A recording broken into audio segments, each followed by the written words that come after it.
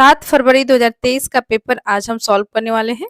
आप भी तैयारी कर रहे हैं सीटेट जुलाई 2025 के लिए, तो आपके लिए जो है वीडियो बहुत ही इम्पोर्टेंट है। और इससे पहले भी जो है हमने इसी तरह से बहुत से पेपर सॉल्व कर लिए हैं सीटेट परीक्षा के। जो भी ऑनलाइन और ऑफलाइन एग्जाम्स हुए थे उनसे संबंधित बहुत से पेपर जो है हमने सॉल्व कर लिया है।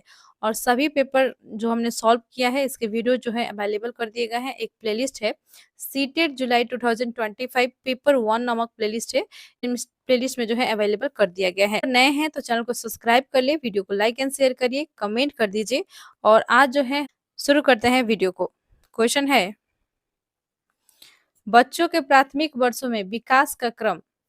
तो देखिए विकास का क्रम जो है कैसा होता है। ऑप्शन है, सरल से जटिल की तरफ होता है, अमूर्त से मूर्त की तरफ होता है, वैश्विक से स्थानिक की ओर होता है, विशिष्ट से सामान्य की ओर होता है। तो बच्चों का जो प्राथमिक वर्षों में विकास होता है वो जो है सरल से जटिल की तरफ होता है। ठीक है, इसका जो है राइट आंसर हो जाएगा ऑप्शन 1। तो बच्चों के प्राथमिक वर्षों में विकास का यदि हम बात करें तो इसमें जो है शारीरिक विकास के साथ साथ जो है मानसिक विकास भी आ जाएंगी, जिसमें जो है बच्चे कुछ सीखने का प्रयास करते हैं। और बच्चे जो है कुछ सरल चीज़ों से ही स्टार्ट करते हैं, कुछ सरल चीज़ों से वो जो है सीखना स्टार्ट करते हैं। उसके पश्चात जो है वो जटिल चीज़ों की ओर बढ़ते हैं। तो इसका जो है राइट आंसर हो जाएगा सरल से जटिल की तरफ जो है प्राथमिक वर्षों में विकास होता है। करेक्ट आंसर हो जाएगा ऑप्शन 1। नेक्स्ट क्वेश्चन देखते हैं, भाषा के विकास के लिए संवेदनशील काल कौन सा है। तो देखिए ऑप्शंस दिए गए हैं, आरंभिक बाल्यावस्था, माध्यमिक बाल्यावस्था, किशोरावस्था, प्रसव पूर्व अवस्था। तो भाषा जो है किस अवस्था में जो है बच्चे सीखते हैं, सबसे संवेदनशील काल कौन सा है। तो यह है आरंभिक बाल्यावस्था। जब बच्चों का जो है आरंभिक बाल्य अवस्था जो होता है, लगभग जो है इसमें जन्म से लेकर 5 वर्ष के बच्चे आ जाते हैं। इसी दौरान जो है बच्चों को जो है सिखाया जाता है, भाषा का जो है उनमें विकास होता है। जो भी वो सुनते हैं अपने परिवार में, समाज में, विद्यालय में, जो भी वो बातें करते हुए सुनते हैं, उसी को जो है वो नकल करने का प्रयास करते हैं और उसी के माध्यम से जो है वो भाषा को सीखते हैं। और क्यों कोई अलग से जो है कोर्स देने की कोई आवश्यकता नहीं होती है। जैसे कि हम लोग को जो है इंग्लिश सीखना है तो हम लोग कोर्स लेते हैं, लेकिन छोटे बच्चों का जो है दिमाग बहुत जो है उस समय विकास के दौर पर होता है। तो इस क्रम में जो है वो बच्चे जो है खुद ब खुद सीख रहे होते हैं। तो भाषा जो है जो भी परिवार में, यदि आप अंग्रेजी ही बोलते हैं तो वो अंग्रेजी भी सीख लेंगे। यदि आप जो है कोई अन्य भाषा बोलते हैं तो वो भी वो सीख जाएँगे। तो इसी प्रकार से होता है, वो जो है अलग-अलग भाषा जो है सीख सकते हैं, लेकिन जो भी भाषा जो है आप प्रयोग कर रहे हैं अधिक, उसी भाषा को जो है जल्दी सीख लेते हैं।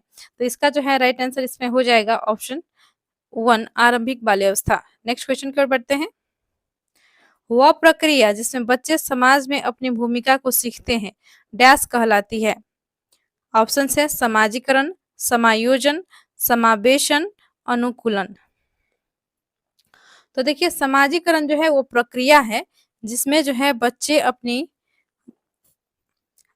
जो है समाज में अपनी भूमिका को सीखते हैं। ठीक है, समाजीकरण में जो है सबसे इसमें जो है अनेक संस्थाएं हैं, जैसे कि प्राथमिक संस्थाएं, द्वितीयक संस्थाएं, तृतीयक संस्थाएं।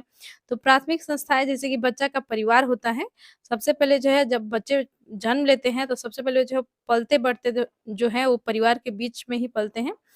अपने परिवार के सदस्य को जो है देखते हैं, उनके साथ जो रहते हैं, सबसे अधिक जो है वो अटैच होते हैं अपनी माँ से और उसके पश्चात अपने पिता से और भी बाकी सदस्यों से। ठीक है, तो जो ये प्रक्रिया होती है इसमें जो है समाजीकरण में जो है बच्चे जो है उनका क्या भूमिका है, किस प्रकार से जो है उन्हें बातें करना चाहिए और किस प्रकार से जो है हम कुशल सदस्य एक बन सकते हैं समाज में, समाज का, यह वो सीखते हैं। और इसमें जो है अनेक तरीके आ जाते हैं। उन्हें जो है जैसे जी समाज में जो है किस तरह से रहा जाता है, किस प्रकार से क्या-क्या सामाजिक मूल्य हैं, इनके बारे में जो है जानते हैं और सामाजिक नियमों को स्वीकार करते हैं। ठीक है, तो समाजीकरण जो है ये प्रक्रिया होती है, जिसमें जो है जो एनवायरनमेंट परिवेश बच्चों को मिलता है उसी के अनुसार से जो वो ढलते जाते हैं और इस प्रक्रिया में जो है वो सीखते हैं अपनी भूमिका को। तो करेक्ट आंसर इसका हो जाएगा ऑप्शन 1, समाजीकरण। नेक्स्ट क्वेश्चन है क्वेश्चन 4। संज्ञानात्मक विकास के किस चरण में बच्चे अनुकरण करने लगते हैं व उनमें वस्तु स्थायित्व की योग्यता आ जाती है? संज्ञानात्मक विकास के किस चरण में बच्चे अनुकरण करने लगते हैं? ठीक है, तो यहाँ पे कहा गया है कि बच्चे जो है नकल करने लगते हैं और उनमें वस्तु स्थायित्व की योग्यता आ जाती है। ऑप्शन है संवेदी चालक, पूर्व संक्रियात्मक, मूर्त संक्रियात्मक, औपचारिक संक्रियात्मक। तो संवेदी चालक जो है इसका करेक्ट आंसर हो जाएगा। जो संवेदी कामक अवस्था होती है या संवेदी चालक भी कह सकते हैं आप। तो इस अवस्था में जो है जन्म से लेकर 2 वर्ष के बीच का जो बच्चे होते हैं वो आते हैं, ठीक है। जो जन्म से लेकर 2 वर्ष के बच्चे इसके अंतर्गत आते हैं, तो वो जो है अपनी इंद्रियों के माध्यम से सीखते हैं और जो भी जो है जैसे कि इंद्रिय के अंतर्गत आपको पता होगा सेंसरी ऑर्गन्स, जैसे कि जिसमें आ जाता है नाक आ जाती है, कान आ जाती है, स्किन आ जाती है, अ, ठीक है, इसी प्रकार से। तो वे जो है क्या करते हैं कि जैसे टच के माध्यम से सीख लेते हैं, कुछ जो है वो सुनकर सीखते हैं, कुछ जो है वो सूंघ कर भी सीख सकते हैं। तो इसी प्रकार से जो है वो चीज़ों को सीख रहे होते हैं, देख कर भी सीखते हैं, ठीक है। तो ये जो है संवेदी गामक अवस्था में ऐसे होती है, सेंसरी मोटर स्टेज में, ठीक है। और अब वो जो है, जो देखते हैं उन चीज़ों का अनुकरण करने का प्रयास करते हैं, जो देखते हैं वही चीज़ का वो नकल कर रहे होते हैं, ठीक है। और तो इसमें जो है उनकी अनुकरण करना और वस्तु स्थायित्व की योग्यता जो है आ जाती है। तो करेक्ट आंसर इसका हो जाएगा ऑप्शन 1 संवेदी चालक। नेक्स्ट क्वेश्चन है क्वेश्चन 5। जीन पियाजे के सिद्धांत के अनुसार वह बच्ची जो सूरज को सजीव मानती है क्योंकि वह रोशनी देता है, अपनी सोच में क्या दर्शाती है? तो देखिए कोई बच्ची है, वे जो है सूरज को जो है मानती है, वो जो है जीवित है। तो बच्चे जो है इस अवस्था में होता क्या है कि बच्चे जो है सजीव और निर्जीव चीज़ों को जो है नहीं पहचान पाते हैं। जैसे कि उनको जो है एक गुड़िया दे दिया जाए खेलने के लिए, तो गुड़िया को ही समझ लेते हैं कि इसमें भी जान है और ये जो है सजीव है। क्योंकि वो जो है उसी प्रकार से दिखती है, जैसे कि कोई लड़की छोटी बच्ची दिखती है, उसी प्रकार से वो दिख रही होती है, तो उसे जो है लगता है कि गुड़िया भी जो है जीवित है, ये जो है सजीव है। तो किस में जो है, तो ऑप्शंस हैं जीववादी चिंतन, केंद्रीकरण, अप्रतिवर्तिता, वस्तु स्थायित्व। तो देखिए ये जो है होता है जीववादी चिंतन, इसका हो जाएगा, ठीक है। वे जो है जीववादी चिंतन को दर्शा रही है क्योंकि वे जो है अभी जो है वो अंतर नहीं कर पा रही है सजीव और निर्जीव चीजों में, और वे जो है सूरज को सजीव मान रही है, यानी कि सूरज को जो है वो जीवित मानती है, सजीव मानती है, वो मानती है कि उसमें भी प्राण है, ठीक है। इस प्रकार से इसका जो है राइट आंसर हो जाएगा ऑप्शन 1। नेक्स्ट क्वेश्चन की ओर बढ़ते हैं। चैनल पर नए हैं तो प्लीज चैनल को सब्सक्राइब कर लीजिएगा, वीडियो को लाइक एंड शेयर कर दीजिए और प्लीज कमेंट किया करें। क्वेश्चन 6 है, निम्न में से कौन सी संकल्पना लेव वाइगोस्की द्वारा प्रतिपादित नहीं है? तो लेव वाइगोस्की द्वारा जो है प्रतिपादित नहीं है बोला गया है। क्वेश्चन कभी भी आप ध्यान से पढ़ेंगे, नहीं करके जो है सीटेट में बहुत सारे प्रश्न पूछे जाते हैं जिसमें आपको जो है नेगेटिव क्वेश्चन को माफ कीजिएगा, नेगेटिव ऑप्शन को चूज करना रहता है। तो इसमें देखिए समीपस्थ विकास का क्षेत्र इन्होंने जो है इसका संकल्पना दिया था, जेडपीडी का। सामाजिक अंतक्रिया का भी इन्होंने दिया था, पार्ड का भी दिया था, लेकिन स्कीमा का जो है इन्होंने नहीं दिया था संकल्पना। या जो है जीन पियाजे ने दिया था। स्कीमा के संकल्पनाओं के बारे में जो है, इसकी अवधारणा के बारे में जो है जीन पियाजे द्वारा इसे जो है एक्सप्लेन किया गया है, ना कि लेव वाइगोस्की द्वारा। तो इसका जो है राइट आंसर हो जाएगा ऑप्शन 2 स्कीमा। नेक्स्ट क्वेश्चन है क्वेश्चन 7 है, लेव वाइगोस्की के सिद्धांतों के निहितार्थ के अनुरूप कौन सा कथन शैक्षिक प्रणाली के लिए सही है?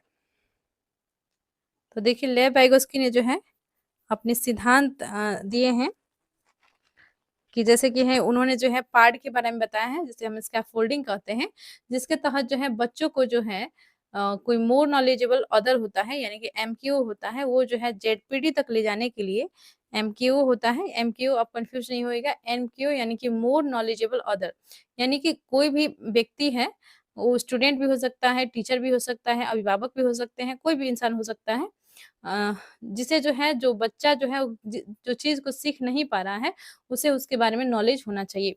तो वो जो है उसे सिखा सके, ठीक है? तो यदि उसके उससे अधिक नॉलेज रखने वाला कोई व्यक्ति है, तो वो उसे सिखा सकता है। और कहाँ पर पहुँचने के लिए? तो जेडपीटी पे पहुँचने के लिए ज़ोन ऑफ प्रॉक्सिमल डेवलपमेंट तक पहुँचने के लिए। तो बच्चा जो है एक्चुअल डेवलपमेंट एक होता है जहाँ तक जो है वो पहुँचा होता है, लेकिन ज़ोन ऑफ प्रॉक्सिमल डेवलपमेंट तक पहुँचाने के लिए जो है उसको जो है स्कैफोल्डिंग की आवश्यकता पड़ती है। तो जिसके सिद्धांत के बारे में जो है लेवाइगोस्की ने दिया है, ठीक है? और उन्होंने जो है इसके तहत कहा है कि बच्चों को जो है सिखाने के लिए इशारों का प्रयोग किया जा सकता है, संकेत का प्रयोग किया जा सकता है, जिसके तहत जो है बच्चों को संकेत देकर आसानी से सिखाया जा सके। तो जिसमें उन्होंने जो है पार्ट के बारे में बताया है, स्कैफोल्डिंग के बारे में बताया है। तो देख लेते हैं ऑप्शंस क्या है। क्वेश्चंस पूछा गया है कि उनके सिद्धांतों के अनुसार जो है शैक्षिक प्रणाली के लिए जो है कौन-सा सही है? तो ऑप्शंस हैं, देखिए इसके ऑप्शंस हैं, विद्यार्थियों में सहयोग के बजाय प्रतिस्पर्धा को प्रोत्साहित करना। देखिए प्रतिस्पर्धा कॉम्पिटिशन को जो है आपको बढ़ावा नहीं देना है और विद्यार्थियों में जो है एक-दूसरे को जो है सहयोग करने की भावना हो, ये आपको जो है इस पे बढ़ावा देना है, प्रतिस्पर्धा को बढ़ावा नहीं देना है, तो ऑप्शन ये गलत है। और ख़ास करके इसमें जो है पूछा गया है लेव वाइगोस्की के सिद्धांत के अनुसार जो है कौन-सा सही है? देख लेते हैं, वांछनीय व्यवहार को इनाम द्वारा बढ़ावा देना और अवांछनीय व्यवहार को सज़ा द्वारा घटाना, ये भी गलत हो जाएगा, ठीक है? इसमें जो है कहा गया है इनाम देना सज़ा देना ये सभी जो है गलत होता है, तो ये जो है नेगेटिव है। उपयुक्त इशारे व संकेत प्रदान कर विद्यार्थियों को पाठ अवलंबन देना, ये जो है सही होगा ऑप्शन 3 इसमें, क्योंकि लेव वाइगोस्की के सिद्धांत के अनुसार जो है यही कहा है इन्होंने कि बच्चों को जो है यदि कोई सीखने में अधिगम करने में परेशानी आ रही है, तो उन्हें जो है जो मोर नॉलेजेबल ऑथर है यानी कि जो अधिक जानकार व्यक्ति है, वो जो है उसे सहयोग कर सकता है जिसे सीखने में परेशानी आ रही है। और कोई भी इशारे द्वारा, संकेत द्वारा उसे जो है पाठ आलंबन अर्थात स्कैफोल्डिंग दे सकता है। तो यही सही हो जाएगा ऑप्शन 3 इसमें। ऑप्शन 3 राइट होगा। नेक्स्ट क्वेश्चन देख लेते हैं। देखिए कभी भी जो है आप ऑप्शंस जो है चारों पढ़िएगा, क्योंकि सीटेट की परीक्षा ऐसी होती है कोई जो है 2 पॉजिटिव ऑप्शंस आपको लगेंगे कि वही आंसर होगा, लेकिन उसमें भी जो है सबसे उपयुक्त जो होगा वही आपको चूज़ करना रहता है। तो 2 पॉजिटिव ऑप्शन भी दिया जा सकता है आपके एग्ज़ाम में, तो इस बात का आप ध्यान रखेंगे। उद्दीपन और प्रतिक्रिया के बीच अनुबंधन को प्रोत्साहित करना, नहीं ये भी नहीं होगा इसमें, ठीक है? तो ऑप्शन 3 ही राइट है। नेक्स्ट क्वेश्चन की ओर बढ़ते हैं। क्वेश्चन 8 है, कोहलबर्ग के अनुसार नैतिक विकास की प्रथम अवस्था की क्या विशेषता है? तो लॉरेंस कोहलबर्ग ने जो है नैतिक विकास का सिद्धांत इन्होंने दिया था और इन्होंने जो है प्रथम अवस्था की क्या विशेषता होती है, यह प्रश्न में पूछा गया है। तो देख लेते हैं इस प्रश्न को। अ, नियमों को निश्चित और निरपेक्ष रूप में देखना। तो देखिए 3 अवस्थाओं के बारे में इन्होंने बताया है। कन्वेंशनल, प्री कन्वेंशनल, अ, प्री कन्वेंशनल, कन्वेंशनल और फिर से पोस्ट कन्वेंशनल, ठीक है? तो ये तीनों स्टेज के बारे में जो है नैतिक विकास के सिद्धांत के बारे में इन्होंने बताया है, 3 चरण हैं और जिसके जो है हर एक चरण के जो है 2 स्तर हैं, जिसमें जो है अलग-अलग सभी का जो है सिद्धांत है। तो इसमें जो है दिया गया है कि नियमों को निश्चित और निरपेक्ष रूप में देखना, यह जो है इसमें सही है, ठीक है? दूसरों का स्नेह और अनुमोदन बनाए रखना नहीं, कानूनों और नियमों को बनाए रखने का कर्तव्य पालन करना। ये प्रथम अवस्था का ये जो है विशेषता नहीं होगा। अमूर्त सार्वभौमिक सिद्धांतों को अपनाना जो भी मानवता के लिए मान्य है, नहीं। तो देखिए नियमों को निश्चित और निरपेक्ष रूप में देखना, ये जो है प्रथम अवस्था की जो है विशेषता है। तो इसका जो है राइट आंसर हो जाएगा ऑप्शन 1। नेक्स्ट है क्वेश्चन 9, एक प्रगतिशील कक्षा कक्ष में, तो देखिए यहाँ पे 4 ऑप्शंस दिए गए हैं। तो प्रगतिशील कक्षा कक्ष में क्या होता है?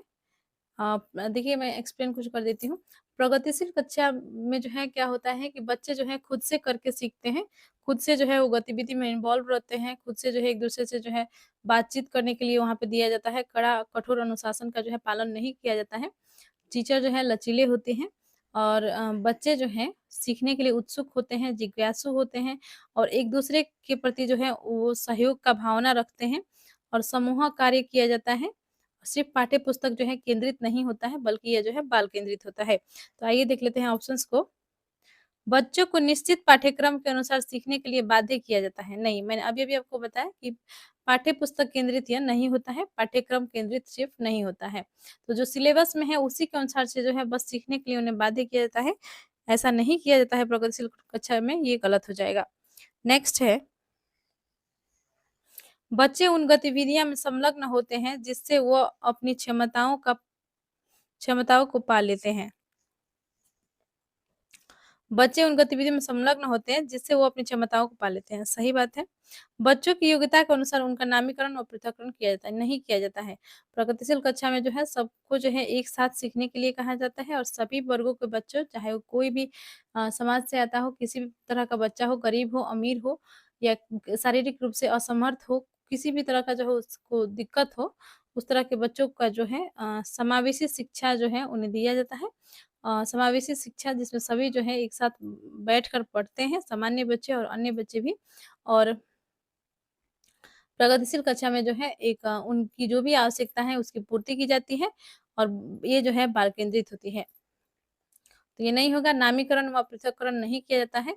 बच्चे इनाम को पाने के लिए व सज़ा से बचने के लिए कार्य करते हैं, बिल्कुल भी नहीं। वो जो है खुद की इंटरेस्ट से रुचि उनका जो रहता है उस चीज़ पर वो कार्य करते हैं और किसी के दबाव में आकर अर्थात कि सज़ा के डर से या जो है दंड के डर से या फिर कोई पुरस्कार को पाने के लिए जो है उत्सुक होकर जो है वो कार्य नहीं करते हैं, बल्कि वे जो है जिज्ञासु होते हैं और उनके अंदर जो जिज्ञासा होती है, रुचि होती है, उसके अनुसार से जो वो कार्य करते हैं। तो इसमें जो है सबसे उपयुक्त ऑप्शन सेकंड हो जाएगा। बच्चे उन गतिविधियों में संलग्न होते हैं जिससे वो अपनी क्षमताओं को पा लेते हैं। करेक्ट आंसर ऑप्शन सेकंड हो जाएगा। नेक्स्ट क्वेश्चन देखते हैं, क्वेश्चन 3 है। क्वेश्चन 10 है। निम्न में से किस प्रकार की बुद्धि का वर्णन हार्वर्ड गार्डनर द्वारा किया गया था? तो देखिए इसमें जो है 4 दिए गए हैं, सामान्य बुद्धि, भाषाई बुद्धि, भौतिक बुद्धि, विशिष्ट बुद्धि। तो देखिए इन्होंने जो है 9 प्रकार की बुद्धि के बारे में बताया है हार्वर्ड गार्डनर ने और इसमें जो है बताया गया पूछा गया है कि किस प्रकार की बुद्धि का वर्णन किया गया था। तो इन्होंने जो है भाषाई बुद्धि के बारे में वर्णन किया है, लिंग्विस्टिक इंटेलिजेंस, ठीक है? जिसे हम कहते हैं भाषाई बुद्धि। करेक्ट आंसर इसका हो जाएगा ऑप्शन सेकंड।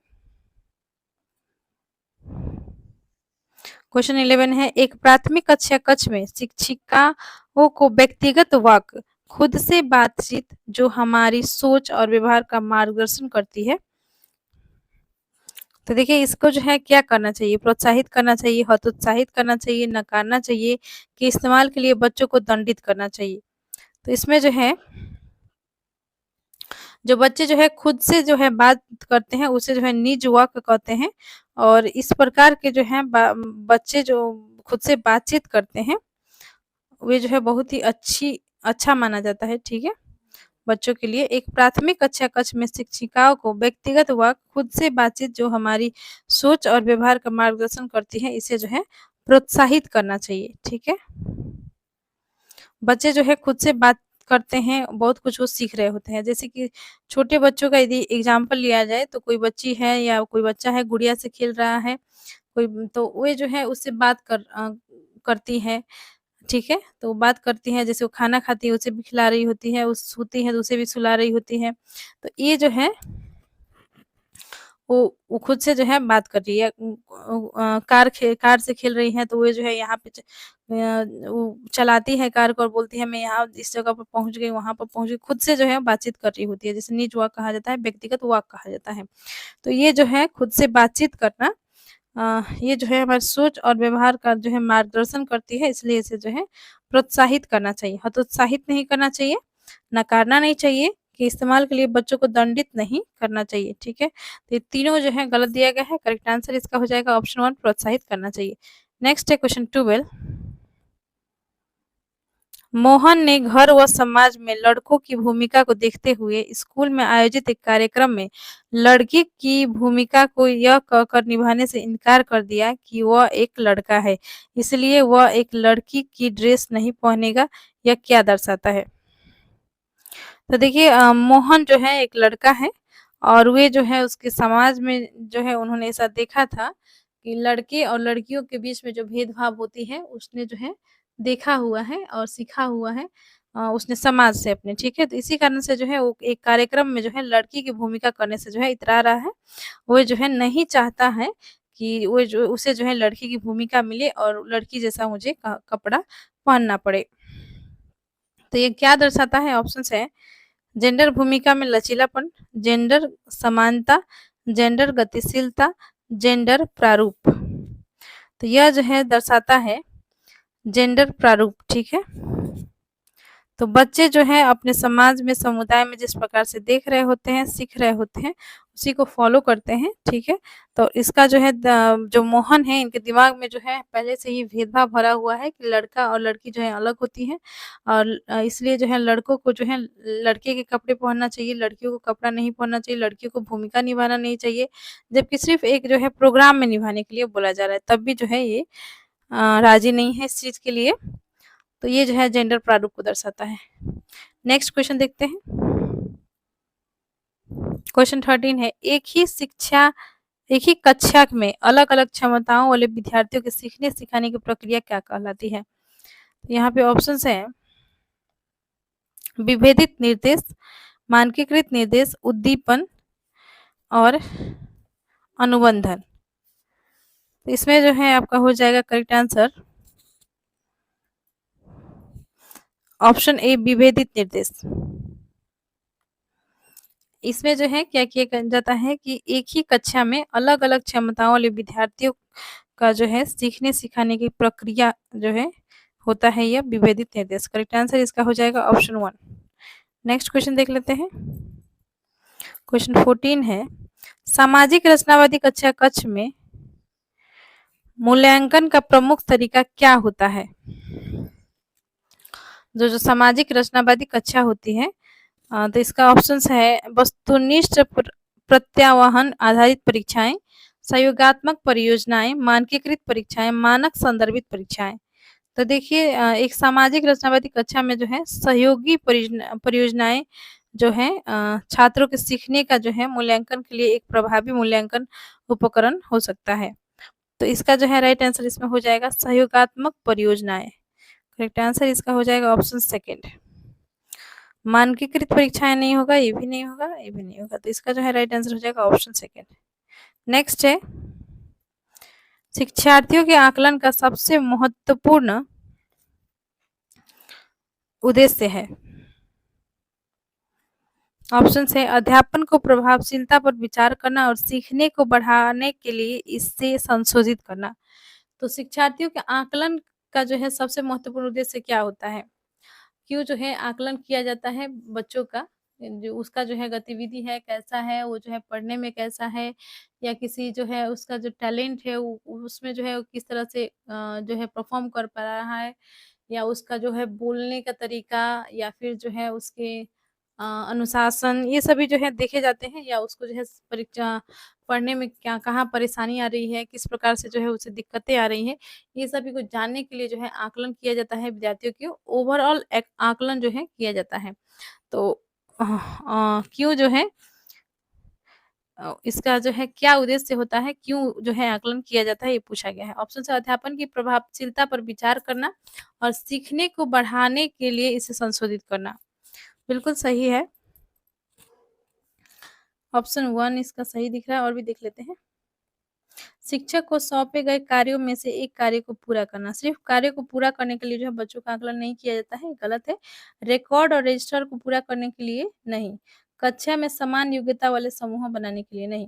आकलन का जो है मुख्य उद्देश्य यह होता है कि बच्चों का जो है क्या कमियां हैं, उनकी जो है आवश्यकता अनुसार जो है उनकी पूर्ति करने के लिए जो है आकलन किया जाता है, ताकि बच्चे जो है अच्छे से अधिगम कर पाए, उन्हें कोई अधिगम करने में परेशानी नहीं आए। तो इसका जो है राइट आंसर इसमें हो जाएगा ऑप्शन 1 अध्यापन की प्रभावशीलता पर विचार करना और सीखने को बढ़ाने के लिए इसे संशोधित करना। पर जो है लूसेंट का भी जो है ऑब्जेक्टिव क्वेश्चंस का सीरीज चलाया जा रहा है, जिसमें हमने हिस्ट्री के सभी पार्ट को कंप्लीट कर लिया है। यदि आप किसी कॉम्पिटिटिव एग्जामिनेशन की तैयारी कर रहे हैं, किसी अन्य परीक्षा की आप तैयारी कर रहे हैं, तो आपके लिए जो है ये भी इम्पोर्टेंट है। तो एक बार जरूर प्लेलिस्ट में विजिट कर लीजिएगा। प्लेलिस्ट का नाम है Lucent MCQ for all exam. Question है, विद्यार्थियों को उनकी अभिरुचि, जरूरतों व परिवेश की विभिन्नताओं को ध्यान में रखकर उन्हें विविध प्रकार की गतिविधियों व अनुभवों के विकल्प देना किस सिद्धांत का पालन करता है? ऑप्शंस हैं समावेशन, नामीकरण, पृथक्करण, प्रतिस्पर्धा, बहिष्करण। तो देखिए विद्यार्थियों को जो है क्या किया जा रहा है यहाँ पे, उनकी जो अभिरुचि है, जिस चीज में जो है उनको इंटरेस्ट है और उनकी क्या आवश्यकता है उसकी पूर्ति किया जा रहा है, और विभिन्न ऐसी परिवेश को दिया जा रहा है जिसमें जो है वो अनेक जो है अधिगम कर सके विभिन्न गतिविधियों के माध्यम से, और अनुभव जो है वो प्राप्त कर सके। तो ये जो है किस सिद्धांत का पालन करता है? तो यह जो है समावेशन का पालन करता है। इसमें जो है सभी तरह के बच्चों को जो है समावेश किया जा रहा है और उनको जो है विभिन्न मौके दिए जा रहे हैं, उनकी अभिरुचि और ज़रूरतों को ख्याल में रखते हुए, और ऐसी परिवेश दिया जा रहा है जिसमें जो है अनेक चीज़ों को सीख सके और गतिविधि के माध्यम से जो है अनुभव प्राप्त कर सके। तो समावेशन करेक्ट आंसर इसका हो जाएगा। नामीकरण व पृथक्करण करने से जो है बच्चे नहीं सीख पाते हैं। प्रतिस्पर्धा रहता है तो एक दूसरे से कंपटीशन रहता है, तो ये जो है अच्छा नहीं होता है। बहिष्करण भी नहीं होगा। ऑप्शन 1 सही है, समावेशन। नेक्स्ट क्वेश्चन है क्वेश्चन 17। निम्न में से क्या कक्षा कक्ष में सांस्कृतिक संवेदनशीलता को बढ़ावा नहीं देता? तो क्वेश्चन ध्यान से पढ़िए। नहीं देता है बोला गया है, ठीक है, पूछा गया है क्वेश्चन में। तो सांस्कृतिक संवेदनशीलता को कौन सा जो है बढ़ावा नहीं देता?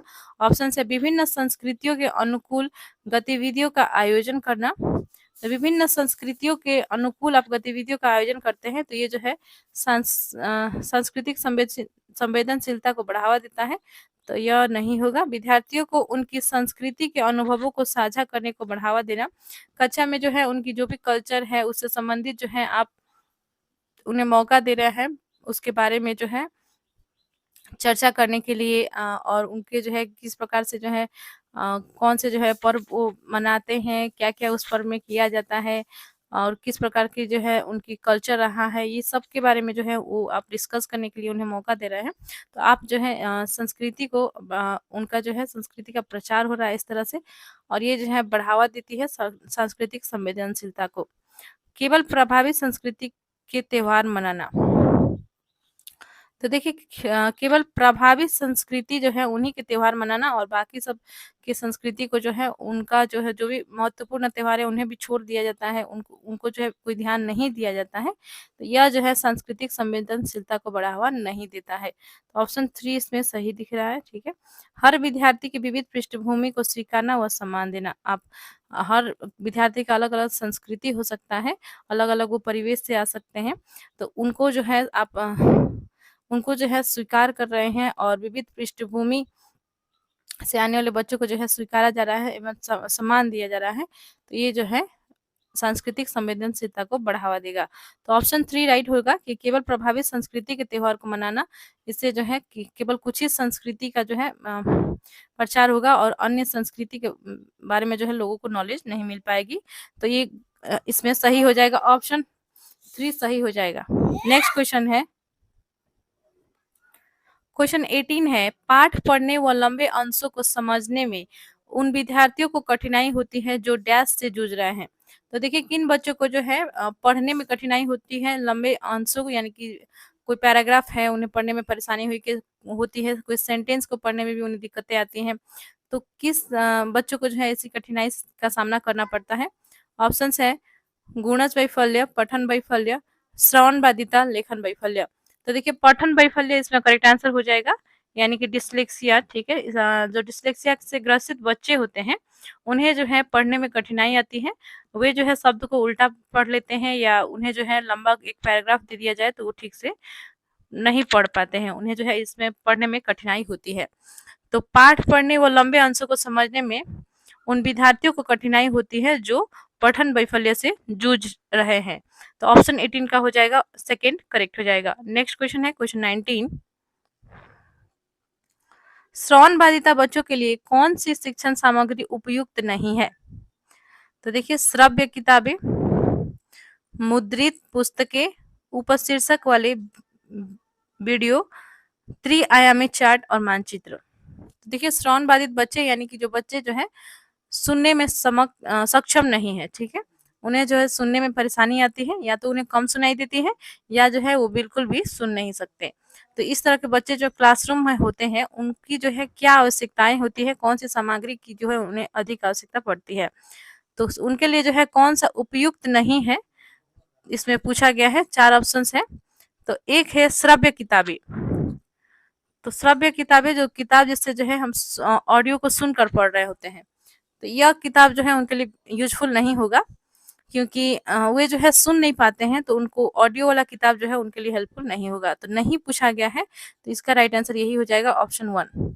मुद्रित पुस्तकें प्रिंटेड जो बुक्स होंगे वे जो है देखकर आसानी से पढ़ लेंगे, तो उनके लिए जो है ये सही है, उनके उपयोग में जो है वो ला सकते हैं। तो मुद्रित पुस्तकें उनके लिए सही होगा। उपशीर्षक वाले वीडियो, जो वीडियो जो है उसमें जो है भले ही ऑडियो को नहीं सुन पा रहे हो, लेकिन उसमें जो है टाइटल दिया गया है और उसके बारे में कुछ कुछ लिखा गया है, तो वो विजुअल को जो है देखकर, वीडियो को देखकर, पढ़कर जो है चीजों को समझ सकते हैं। जैसे कि आप देखते हैं एग्जाम्पल के रूप में यूट्यूब के वीडियो में जो भी जो है देखने को मिलती है। जैसे ये आप सी वाला ऑप्शंस होता है वहाँ पे, ठीक है, कुछ इस प्रकार से होता है। यदि आप इसको दबा देते हैं तो जो भी जो है ऑडियो में बोला जा रहा है वो जो है नीचे लिख कर आता है।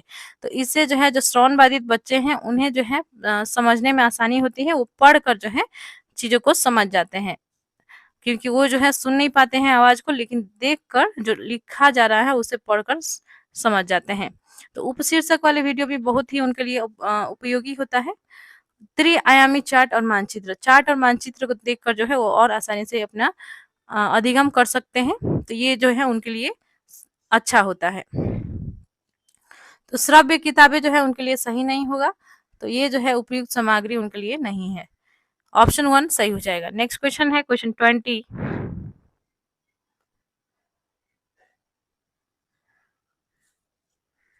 एक शिक्षिका होना चाहिए था यहाँ पे, ठीक है। एक शिक्षिका को अपनी कक्षा में सृजनात्मक बच्चों को पहचान करने के लिए किस प्रकार के प्रश्न पूछने चाहिए?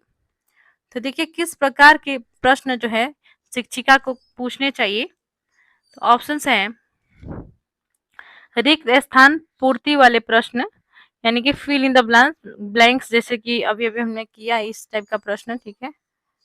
जैसे कि देखिए क्वेश्चन 18 में है कि यहाँ पे जो है स्पेस दे दिया गया है, इसमें जो है आपको अंदाजा लगाकर भरना है। तो इस प्रकार के क्या प्रश्न पूछना चाहिए सृजनात्मक बच्चों के पहचान के लिए? नहीं, ये नहीं होगा। सही मिलान करने वाले प्रश्न, मिलान करने वाले जो प्रश्न आते हैं आपने भी बहुत सारे सॉल्व किए होंगे, ठीक है। तो उस तरह के प्रश्न पूछने से क्या बच्चे का जो है सृजनात्मकता बढ़ेगी? नहीं, इसमें वो जो है कुछ चिंतन नहीं करेंगे, कुछ सोचेंगे नहीं, ठीक है। तो इस प्रकार के प्रश्न से जो है उनकी कोई भी जो है सृजनात्मक कार्य वो नहीं करेंगे, तो ये जो है गलत हो जाएगा। सही और गलत उत्तर विकल्प वाले प्रश्न, तो देखिए कौन सा सही है कौन सा गलत है, यानी कि ट्रू और फॉल्स वाला जो क्वेश्चन होता है वो प्रश्न यदि करने के लिए आप देते हैं, क्या इससे जो है बच्चा का जो है सृजन वे जो है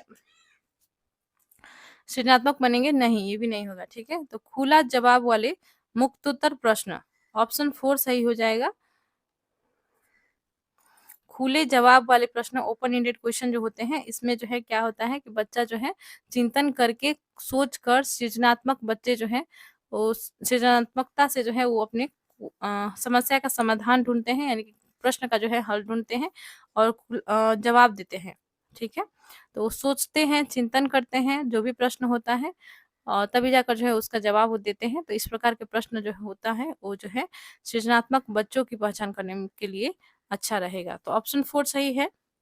आगे बढ़ते हैं। चैनल को सब्सक्राइब नहीं किया है तो प्लीज़ चैनल को सब्सक्राइब कर लीजिएगा। वीडियो को लाइक एंड शेयर कीजिएगा और कमेंट करिएगा और प्लेलिस्ट में विजिट करना ना भूलिएगा। क्वेश्चन 21 देख लेते हैं। यह महत्वपूर्ण है कि बच्चा अपने साथ जो अनुभव स्कूल में लाता है, तो देखिए जो हर बच्चे के पास जो है अपना अनुभव होता है, क्योंकि जन्म के पश्चात जो है वो परिवार में, समाज में पलता-बढ़ता है, तो उसके पास भी जो है बहुत कुछ वो सीखा हुआ रहता है अपने परिवार से, समाज से, दोस्तों से, पास-पड़ोस से। तो उसका जो अनुभव रहता है, वो भी जो है बहुत ही इम्पोर्टेंट होता है। वो जो भी उसको जो है विद्यालय में जो सिखाया जाएगा, उस चीज़ से वो जोड़ कर सीखता है, तो बहुत ही आसानी से सीख पाता है, समझ पाता है। तो जो भी वो अनुभव अपने साथ लाता है, उसको जो है महत्व देना चाहिए, और क्योंकि वो ये जो है उसी के माध्यम से जो है आगे जो है उसका सीखने के लिए जो है वो एक उसके लिए जो है हेल्पफुल पॉइंट होता है कि उससे जो है जो भी उसकी लाइफ में अनुभव रहे हैं शुरू से, उसी चीज़ से जोड़कर जो है, परिवेश से जोड़कर जो है अपनी आगे का जो है शिक्षा है वो अच्छा से ग्रहण कर सकता है। तो ऐसे में जो है ऑप्शंस दिए गए हैं कि यह महत्वपूर्ण है कि बच्चा अपने साथ जो अनुभव स्कूल में लाता है, उसे नज़रअंदाज किया जाए। नज़रअंदाज नहीं करना है, ये गलत हो जाएगा। उन्हें नकारा जाए, नहीं।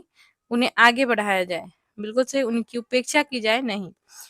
उन्हें जो है आगे बढ़ाया जाना चाहिए, जो भी उसके एक्सपीरियंस है, उसे जो है और आगे बढ़ाया जाना चाहिए, और उसे जोड़कर जो है, उसे जो है अधिगम करने में और मदद किया जाना चाहिए, ना कि उसे नकार कर और उसे जो है नज़रअंदाज किया जाना चाहिए। तो ऑप्शन 3 सही हो जाएगा इसमें। नेक्स्ट क्वेश्चन देखते हैं। बच्चे कैसे सीखते हैं?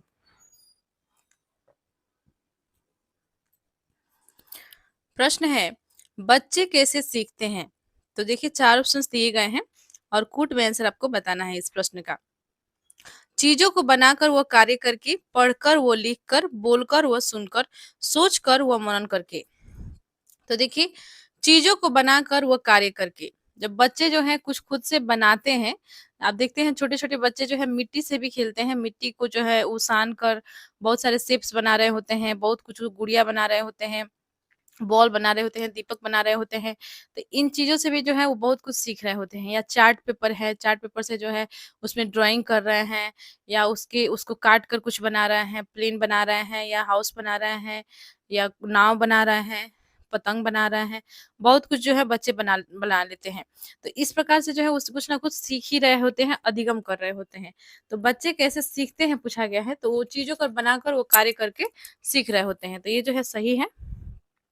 पढ़कर व लिखकर, बच्चे जब कोई चीज़ देखते हैं, किताबें पढ़ते हैं और उसे जो है लिखने का प्रयास करते हैं, तो वो तो ऑटोमेटिक है कि वो सीख ही रहे हैं, पढ़ ही रहे हैं, ठीक है?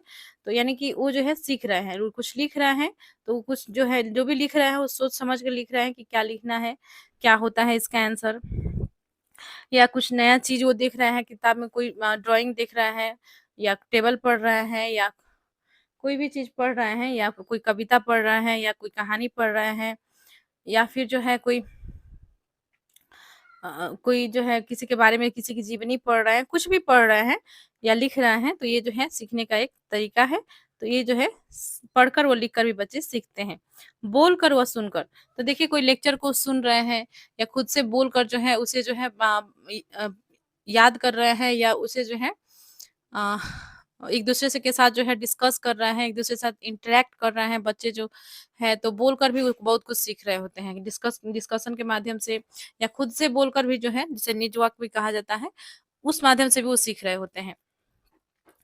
और सुनकर सीखते हैं, जैसे कि हम वीडियो देखकर सीखते हैं, जैसे आप अभी इस वीडियो को देखकर बहुत कुछ सीख रहे हैं सीटेट के प्रश्नों को, तो उसी प्रकार से जो है बच्चे जो है बहुत कुछ सुनकर भी सीखते रहते हैं। तो ये भी तरीका सही है। सोच कर व मनन करके।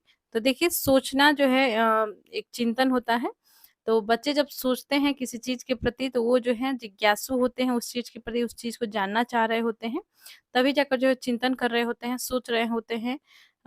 इसी का ये जो है एक सीखने का बहुत ही अच्छा तरीका होता है। और मनन करना, सीखना, सोचना, ये सब जो है बहुत ही अच्छा तरीका है सीखने का, तभी जाकर जो है बच्चे सृजनात्मक होते हैं, रचनात्मक कार्य करते हैं, सोचकर मनन करके ही जो है ये सब हो सकता है। तो ये चारों ऑप्शंस जो है इसमें सही दिए गए हैं। चारों जो है सीखने का सही तरीका है, तो ऑप्शन 4 सही हो जाएगा इसमें, 1, 2, 3, 4 सही है। नेक्स्ट है क्वेश्चन 23। किस कक्षा या कक्ष में विद्यार्थी बेहतर ढंग से सीखेंगे? तो देखिए 4 ऑप्शंस दिए गए हैं, किस कक्षा कक्ष में जो है विद्यार्थी बेहतर ढंग से सीखेंगे। ऑप्शन है शिक्षक ज्ञान के निष्क्रिय स्थानांतरीकरण पर बल देता है। निष्क्रिय, कभी भी आपको निष्क्रिय वर्ड दिखे तो आप समझ लेंगे कि ऑप्शन जो है नेगेटिव है, ठीक है? तो ये नहीं होगा इसका। शिक्षक को जो है सक्रिय होना चाहिए और सक्रिय स्थानांतरीकरण पर बल देना चाहिए, ये गलत हो जाएगा। शिक्षक मानता है कि केवल उच्च बुद्धि लब्धि वाले बच्चे ही शैक्षिक कार्य में अच्छा कर सकते हैं। नहीं, जिनके पास जो है उच्च बुद्धि लब्धि है, क्या वही बच्चे जो है शैक्षिक कार्य में अच्छा कर सकते हैं? नहीं। सभी प्रकार के बच्चे, जो एवरेज बच्चे हैं या जो जो धीमा बच्चा है, वो भी जो है शिक्षा के क्षेत्र में अच्छा कर सकता है। और बहुत सारे ऐसे एग्ज़ाम्पल हमारे समाज में भी हमने देखा हुआ है। और जो शारीरिक रूप से कमज़ोर हैं, वो बच्चे भी बहुत कुछ कर कर सकते हैं।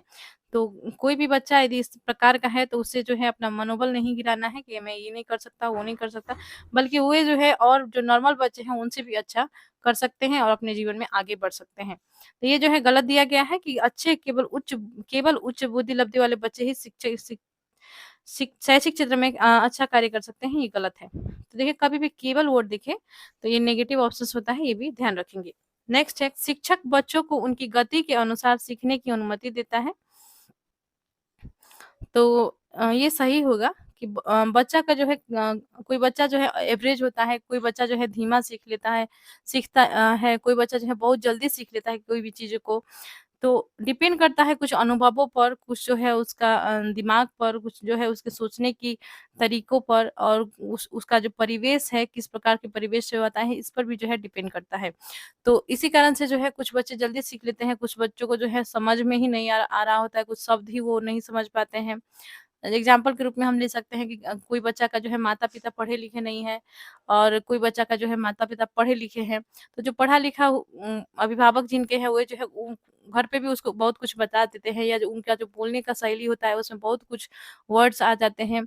तो वो जो है उसी से जो उसका परिवेश मिला हुआ है, उसी से वो सीख रहा होता है।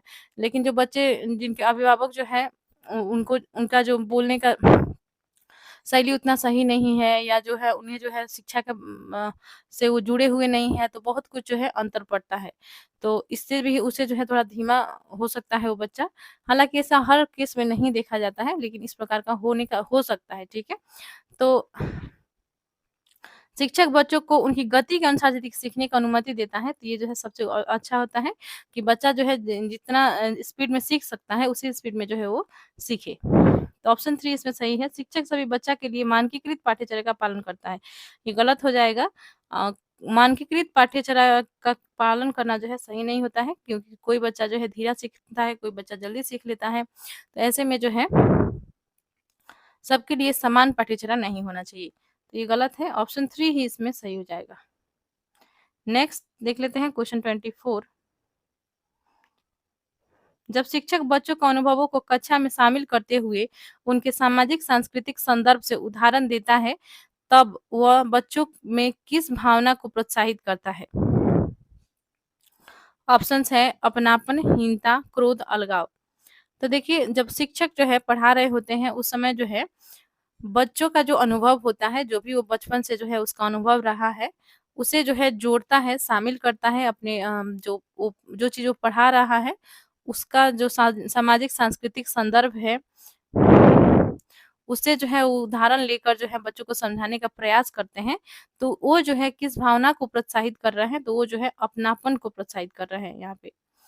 जब वो उससे जो है एकदम से अलग जो उसका जो सांस्कृतिक सामाजिक परिवेश है, उससे एकदम अलग बात करेंगे, उससे कुछ भी रिलेशन नहीं रहेगा, तब जाकर जो है वो हीनता को दिखाएगा, अलगाव को दिखाएगा, क्रोध को दिखाएगा। लेकिन जब बच्चे का जो रियल में अनुभव रहा है बचपन से, जो जिस प्रकार की जो है वो बचपन से ही उसका जो है घर में जो पर्व त्योहार मनाते आया जा रहा है, उसी से रिलेटेड शिक्षक ने जो है उदाहरण दे दिया।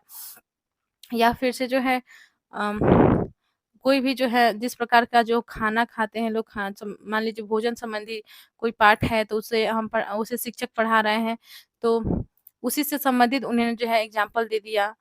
उनके वेशभूषा से संबंधित एग्ज़ाम्पल हो सकता है, उनकी रहन-सहन से संबंधित एग्ज़ाम्पल हो सकता है, उनका वातावरण से संबंधित, मौसम से संबंधित, जिस एरिया में वो लोग रहते हैं, उससे संबंधित एग्ज़ाम्पल हो सकता है। तो जो भी अनुभव बच्चों का है, उससे संबंधित यदि एग्ज़ाम्पल दिया जाता है, तो बच्चा जो है आसानी से समझ लेगा, ठीक है? और वो जो है अपनापन का जो है भावना को जो है वो फ़ील करेगा और शिक्षक जो है इसी को प्रोत्साहित कर रहे हैं, तो ऑप्शन 1 सही हो जाएगा।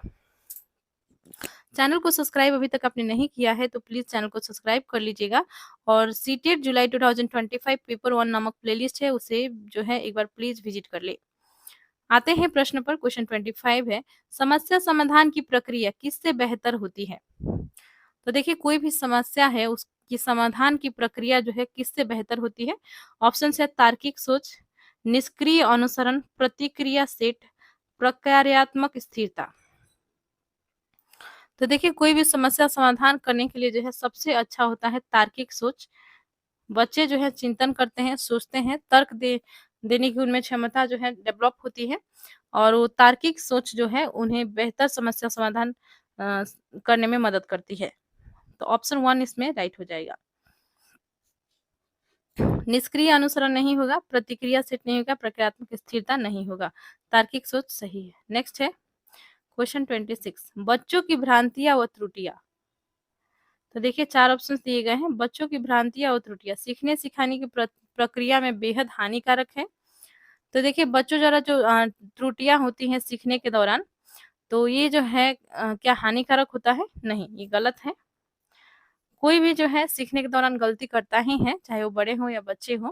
शुरू-शुरू में जो कोई भी जो है बेसिक से स्टार्ट कर कर रहा होता है, तो उस दौरान जो है गलती होती है क्योंकि बच्चे जो हैं वो नए-नए चीज़ों को सीख रहे होते हैं, तो धीरे-धीरे वो गलती कर कर के सीखते-सीखते जो है सीख जाते हैं। तो उन्हें जो है एक समय दिया जाना चाहिए, उन्हें जो है उन गलती करे तो ऐसा नहीं कि उनको डाँटने लगे, डाँट-डपट करने लगे, ये सब जो है सही नहीं होता है। तो दंड देना गलत है और पुरस्कार देना भी गलत है।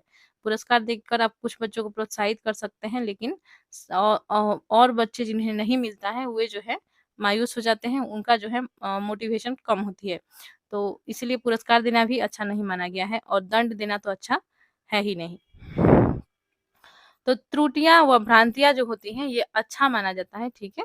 तो बच्चों का जो त्रुटियाँ हैं, इस पर उन शिक्षक को जो है फ़ोकस करना चाहिए, कहाँ पर जो है उन्हें दिक्कतें आ रही है और उसे सुधार करने की प्रयास करना चाहिए, ठीक है? बच्चों के अविवेकी चिंतन को दर्शाती है कि बच्चे जो हैं अविवेकी हैं? नहीं, ये गलत है। बच्चों क्वेश्चन ऑप्शन 3 है, बच्चों की सोच में झाँकने के अर्थपूर्ण मौके देती हैं।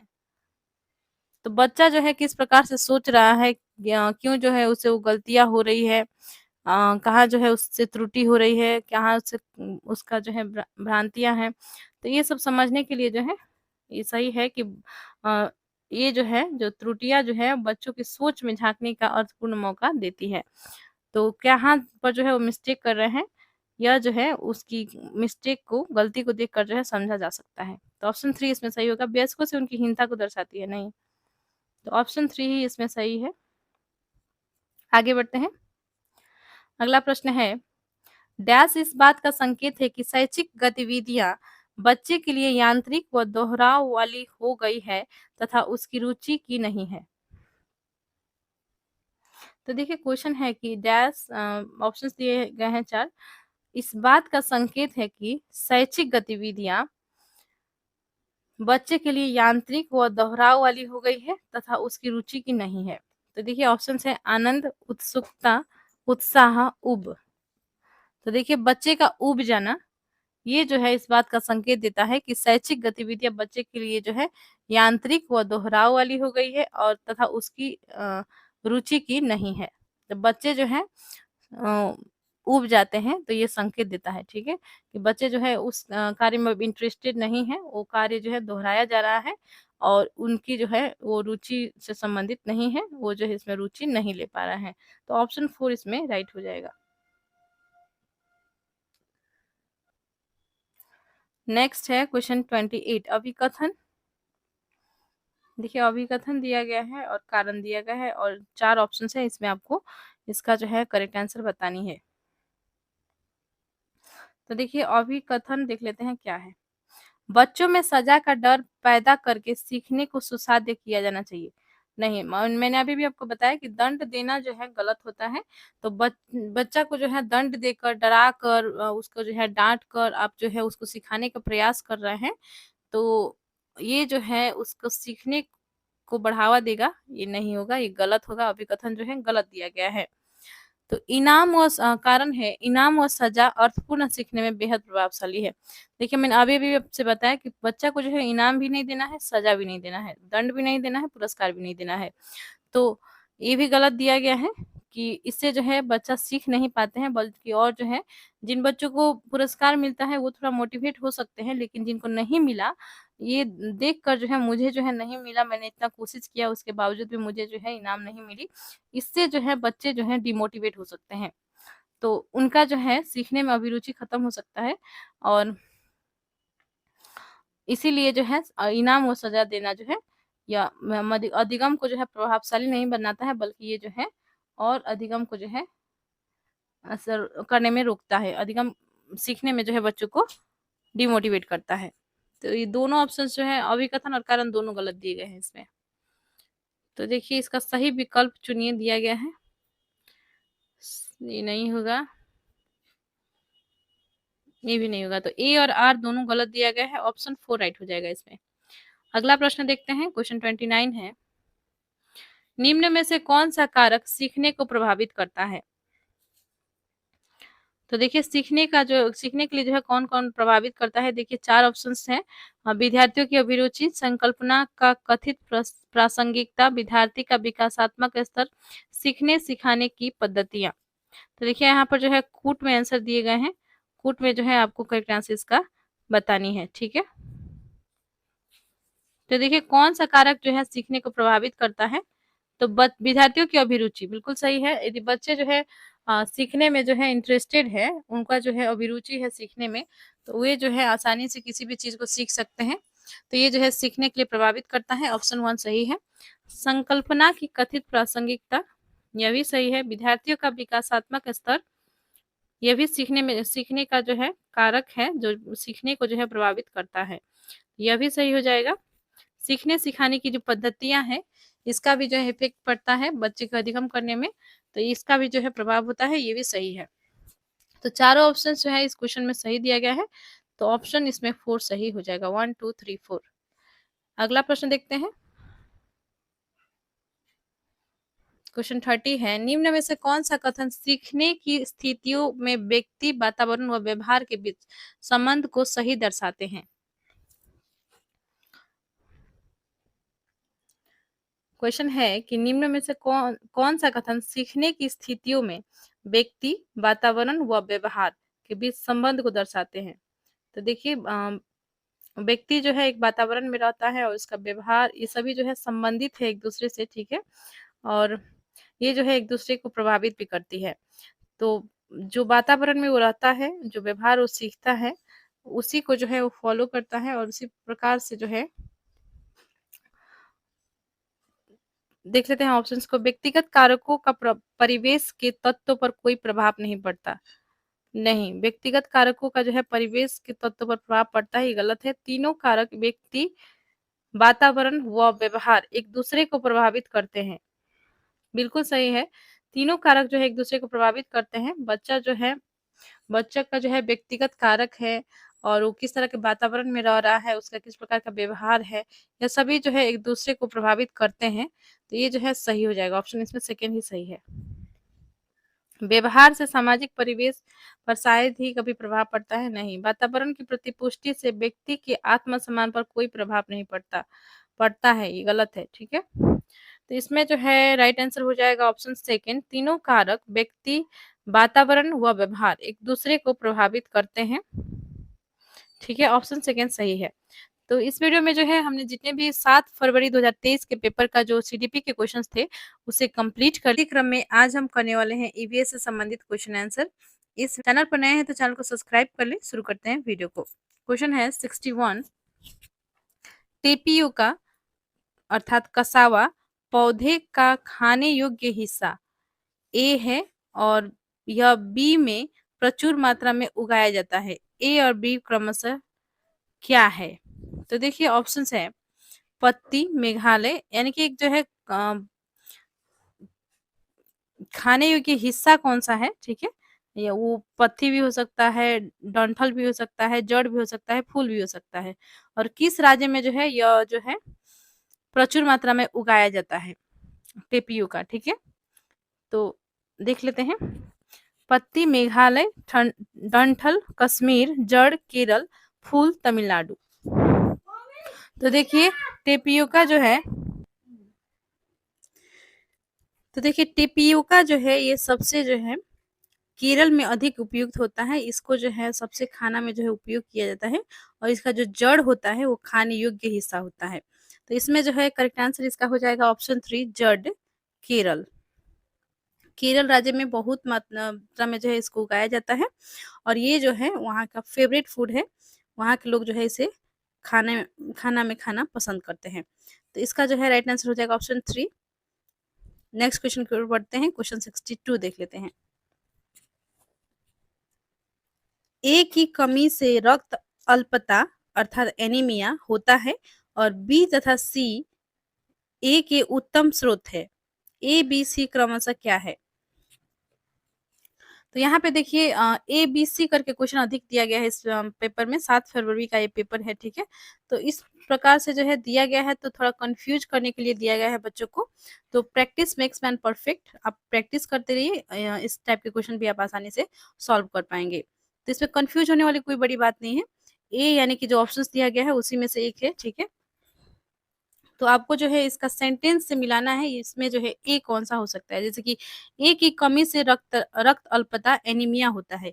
तो ए जो है कोई बीमारी है, ठीक है? माफ़ कीजिएगा कोई चीज़ है मिनरल है जिसकी कमी से जो है एनीमिया होती है, ठीक है? और बी और सी ए के उत्तम स्रोत है। यानी कि जो मिनरल्स का स्रोत है, वो कौन-कौन से हैं जिससे जिससे जो है ए पाया जाता है अर्थात कि जो मिनरल्स जो है पाया जाता है। तो देख लेते हैं ऑप्शंस देख देख पा रहे हैं आप स्क्रीन पर कैल्शियम है, दूध, अंडे, लोहा, आयरन, दूध, अंडे, लोहा, आयरन, पालक, खजूर, कैल्शियम, पालक, खजूर। तो इसका जो है राइट आंसर हो जाएगा यहाँ पे ऑप्शन 3 क्योंकि आयरन की कमी से जो है एनीमिया की बीमारी होती है। तो ये जो है लोहा हो गया, आयरन हो गया, ठीक है? और ये जो है अ, बी और सी यानी कि पालक और खजूर, ठीक है? पालक और खजूर में जो है अधिक मात्रा में जो है लोहा पाए जाते हैं, ठीक है? यानी कि आयरन जो है पालक और खजूर में पाए जाते हैं। बी और सी हो गया, ए जो है लोहा है, ठीक है? तो इसका जो है राइट आंसर इसमें हो जाएगा ऑप्शन 3। तो देखिए इससे संबंधित क्वेश्चन आते हैं, लेकिन ए, बी, सी करके नहीं आता है, तो ज़्यादा आपको परेशान नहीं होना है। ज़रूरी नहीं है कि इसी तरह से जो है प्रश्न आपको पूछा जाए। तो डायरेक्ट क्वेश्चंस रहते हैं कि किस चीज़ की कमी से जो है एनीमिया होती है। इस प्रकार से या कुछ बच्चों का जो है डाटा दे दिया जाता है जिसमें जो है कि हेमोग्लोबिन का स्तर दिखाया गया रहता है और पूछा जाता है कि किन बच्चों में जो है एनीमिया किन बच्चों को जो है एनीमिया है या जिनका जो हेमोग्लोबिन कम रहता है उन्हें एनीमिया होती है। तो इस टाइप के प्रश्न जो है ईवीएस में पूछे जाते हैं। इस तरह से प्रश्न जो है कम ही पूछे जाते हैं, तो आप परेशान नहीं होंगे। नेक्स्ट क्वेश्चन देखते हैं, क्वेश्चन 63 है। अंजलि नई दिल्ली से तिरुवनंतपुरम रेल द्वारा यात्रा कर रही है। दिल्ली से तिरुवनंतपुरम, ठीक है? अपनी रेल यात्रा के दौरान वो निम्नलिखित में से किन नदियों से गुजरेंगी? तो दिल्ली से जो है वो तिरुवनंतपुरम जा रही है। तो अंजलि जो है नई दिल्ली से तिरुवनंतपुरम रेल द्वारा यात्रा कर रही हैं। तो वो जो है किन-किन नदियों से गुजरेंगी पूछा गया है। ऑप्शंस है नर्मदा, गोदावरी, गंगा, यम जमुना, दामोदर, कृष्णा, नर्मदा, कृष्णा, गोदावरी, जमुना, महानदी, गोदावरी। तो देखिए तिरुवनंतपुरम जो है ये केरल में पड़ता है और दिल्ली से लेकर केरल की यात्रा करते समय जो है आपकी नदियाँ आ जाएँगी। नर्मदा आएँगी, ठीक है? पश्चिम की जो नदियाँ हैं ये सभी आएँगी। नर्मदा, कृष्णा और गोदावरी, ये तीनों नदी आ जाएँगी, ठीक है? तो इसमें जो है राइट आंसर हो जाएगा ऑप्शन 3 नर्मदा, कृष्णा, गोदावरी, ठीक है? करेक्ट आंसर इसका हो जाएगा ऑप्शन 3। नेक्स्ट है क्वेश्चन 64 कौवे लकड़ी के छोटे-छोटे टुकड़ों का इस्तेमाल करके वृक्षों पर अपना घोंसला बनाते हैं। लेकिन एक्स अपना घोंसला नहीं बनाती है और अपने अंडे कौवे के घोंसले में देती है, एक्स कौन है?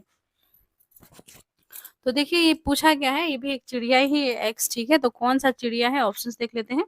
देखिए यहाँ पे ऑप्शंस हैं, भारतीय रॉबिन, जुलाहा चिड़िया अर्थात बया, कोयल, गौरैया। तो देखिए गौरैया, ठीक है? तो यहाँ पर जो है 4 ऑप्शंस दिए गए हैं, 4 चिड़िया का नाम दिए गए हैं। तो कौन-सा जो है वो चिड़िया है जो कि अपना घोंसला जो है वो नहीं बनाता है और जो कौवा द्वारा बनाया हुआ घोंसला को जो है वो क्या करता है, उसी में जो है अपना बच्चा वो रख देता, अंडा रख देता है और कौवा जो है अपना बच्चा समझकर उसे भी जो है वो पालता-पोसता है, ठीक है? तो ये जो है कौन-सा चिड़िया है? ऑप्शंस है भारतीय रॉबिन, जुलाहा चिड़िया, कोयल, गौरैया, ठीक है? तो इसका जो है राइट आंसर इसमें हो जाएगा ऑप्शन 3 कोयल, ठीक है? कोयल जो है वो चिड़िया है जो अपना घोंसला जो है कभी नहीं बनाता है और अपना अंडा जो है कौवे के घोंसले में रख देता है और कौवा जो है अपना अपना अंडा समझकर उसे पालता-पोसता है। तो करेक्ट आंसर इसका हो जाएगा ऑप्शन 3 एक्स जो है कौन है? कोयल है। नेक्स्ट है क्वेश्चन 65। देखिए इस बार इस जो ये जो पेपर है इसमें इसी तरह से जो है कन्फ्यूज़ करके क्वेश्चन पूछा गया है। तो हालाँकि ऐसा जो है अभी तक मैंने किसी पेपर में नहीं देखा था, ठीक है? तो ये फर्स्ट पेपर है जिसमें मैं इस प्रकार से देख रही हूँ कि एक्स, वाई, ए-बी-सी-डी करके जो है पूछा गया है। तो हालाँकि ये प्रश्न जो है कोई दिक्कत नहीं करती है। तो प्रैक्टिस करते रहिए, प्रीवियस ईयर क्वेश्चन जितने भी कराए गए हैं, वो सभी देखिए, ठीक है? तो आपके लिए जो है बहुत आसान होगा, इस टाइप के प्रश्न करने में भी कोई दिक्कत आपको नहीं आएगी।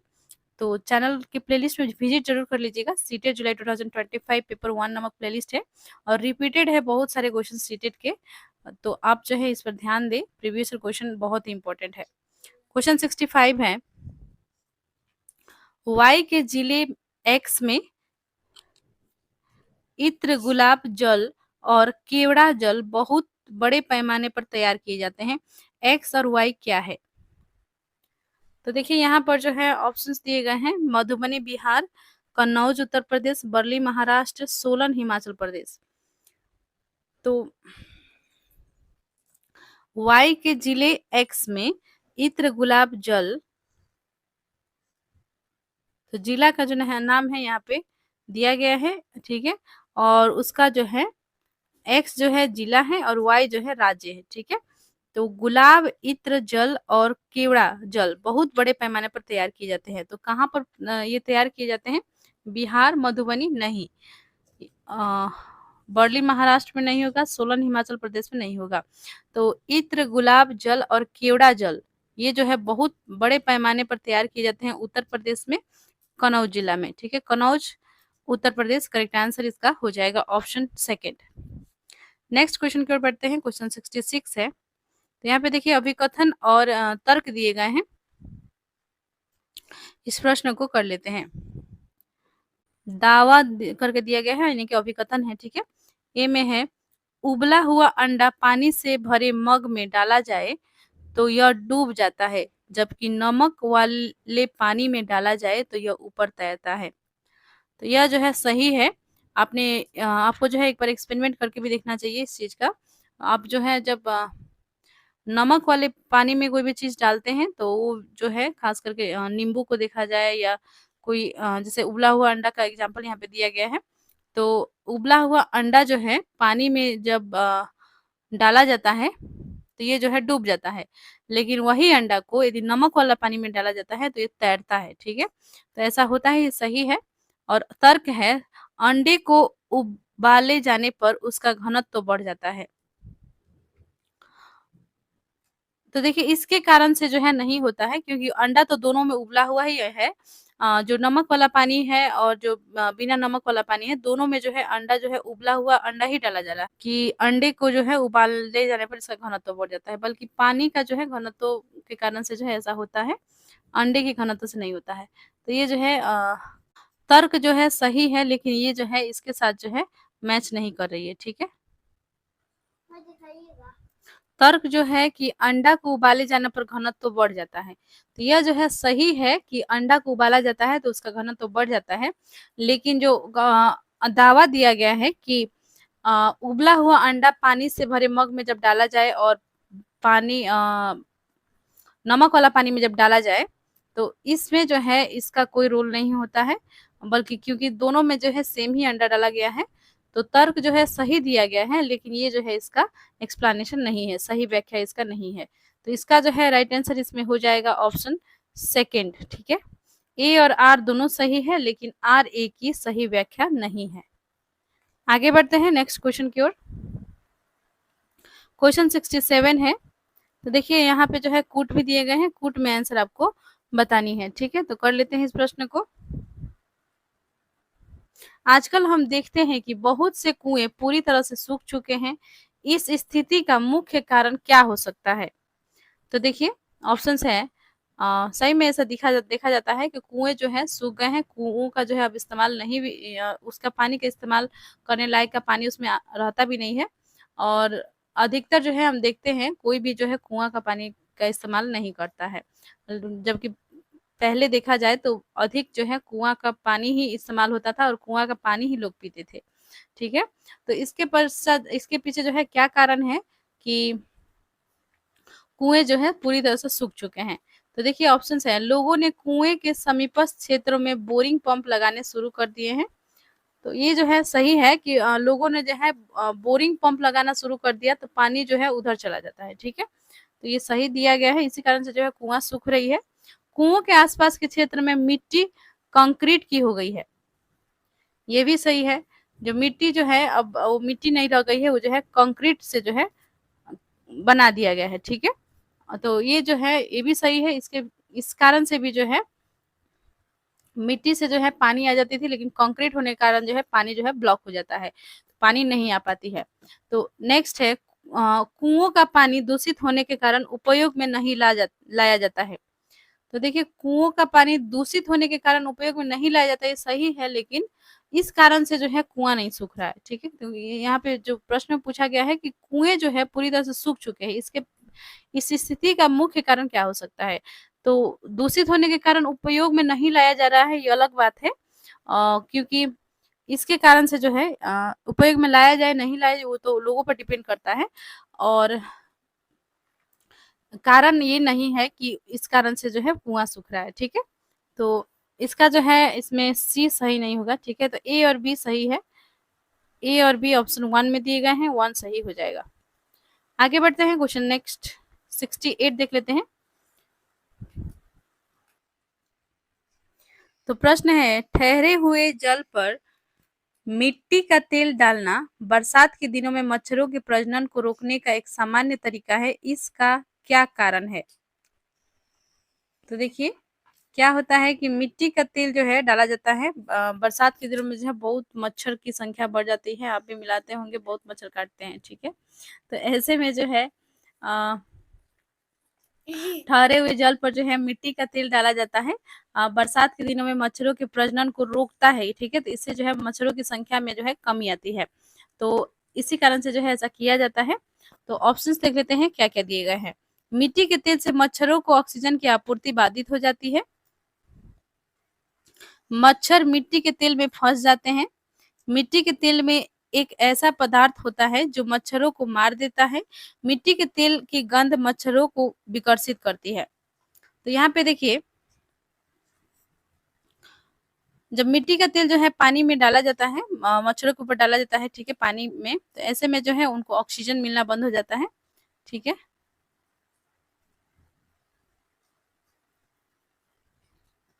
ऑक्सीजन जो है मिलना बंद हो जाता है, इसी कारण से जो है उनका जो है प्रजनन नहीं हो पाती है, तो जिससे जो है मच्छरों की संख्या नहीं बढ़ती है। ठीक है, तो यही सही है, मच्छर के तेल में फंस जाते हैं, फंसते नहीं है।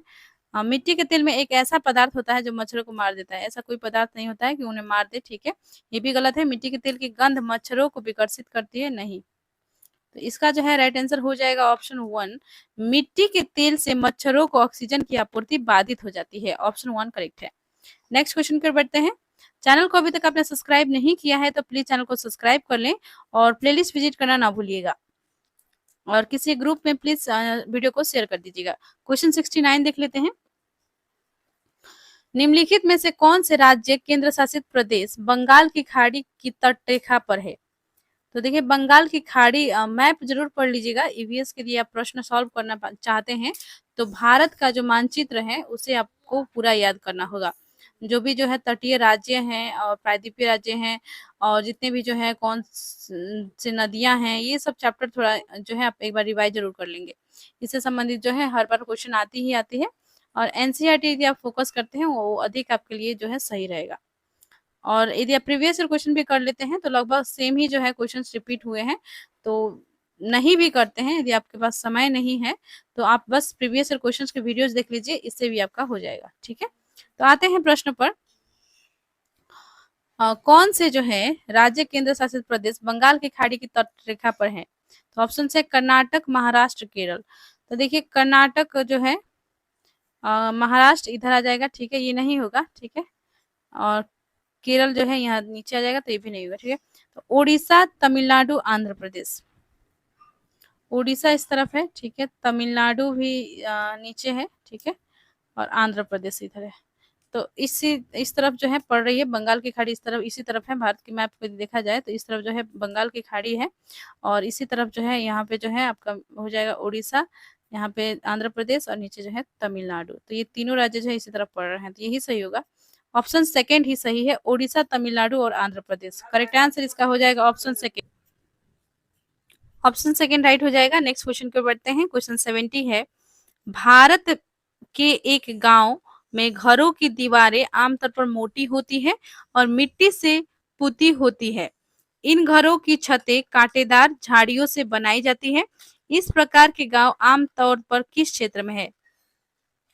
तो देखिए जो घर जो है उसका जो है दीवारें जो बनाई जाती है वो मोटी दीवार बनाई जाती है और मिट्टी से जो है इसको पोता गया रहता है, ठीक है, और इन घरों की छतें जो है कांटेदार झाड़ियों से बनाई जाती है।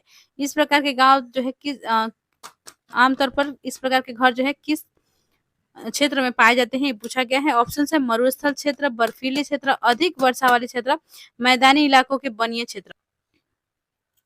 तो देखिए इसका जो है राइट आंसर हो जाएगा मरुस्थल क्षेत्र, क्योंकि मरुस्थल क्षेत्र में जो है गर्मी बहुत अधिक होती है और खास करके राजस्थान में भारत में जो है देखा जाए तो वहाँ पर जो है इस प्रकार के घरें बनाई जाती हैं जहाँ पर मोटी दीवारें होती हैं और घरों को जो है मिट्टी से पोता जाता है और कटीली झाड़ियों वाले जो है छत होती है, छतें बनाई जाती हैं, ठीक है। तो मरुस्थल क्षेत्र करेक्ट आंसर इसका हो जाएगा। और गर्मी से बचने के लिए जो है इस प्रकार के जो है घरें बनाई जाती हैं, मोटी दीवार वाले घर बनाए जाते हैं और मिट्टी से इसलिए पोता जाता है कि अंदर जो है हीट का प्रभाव नहीं जाए।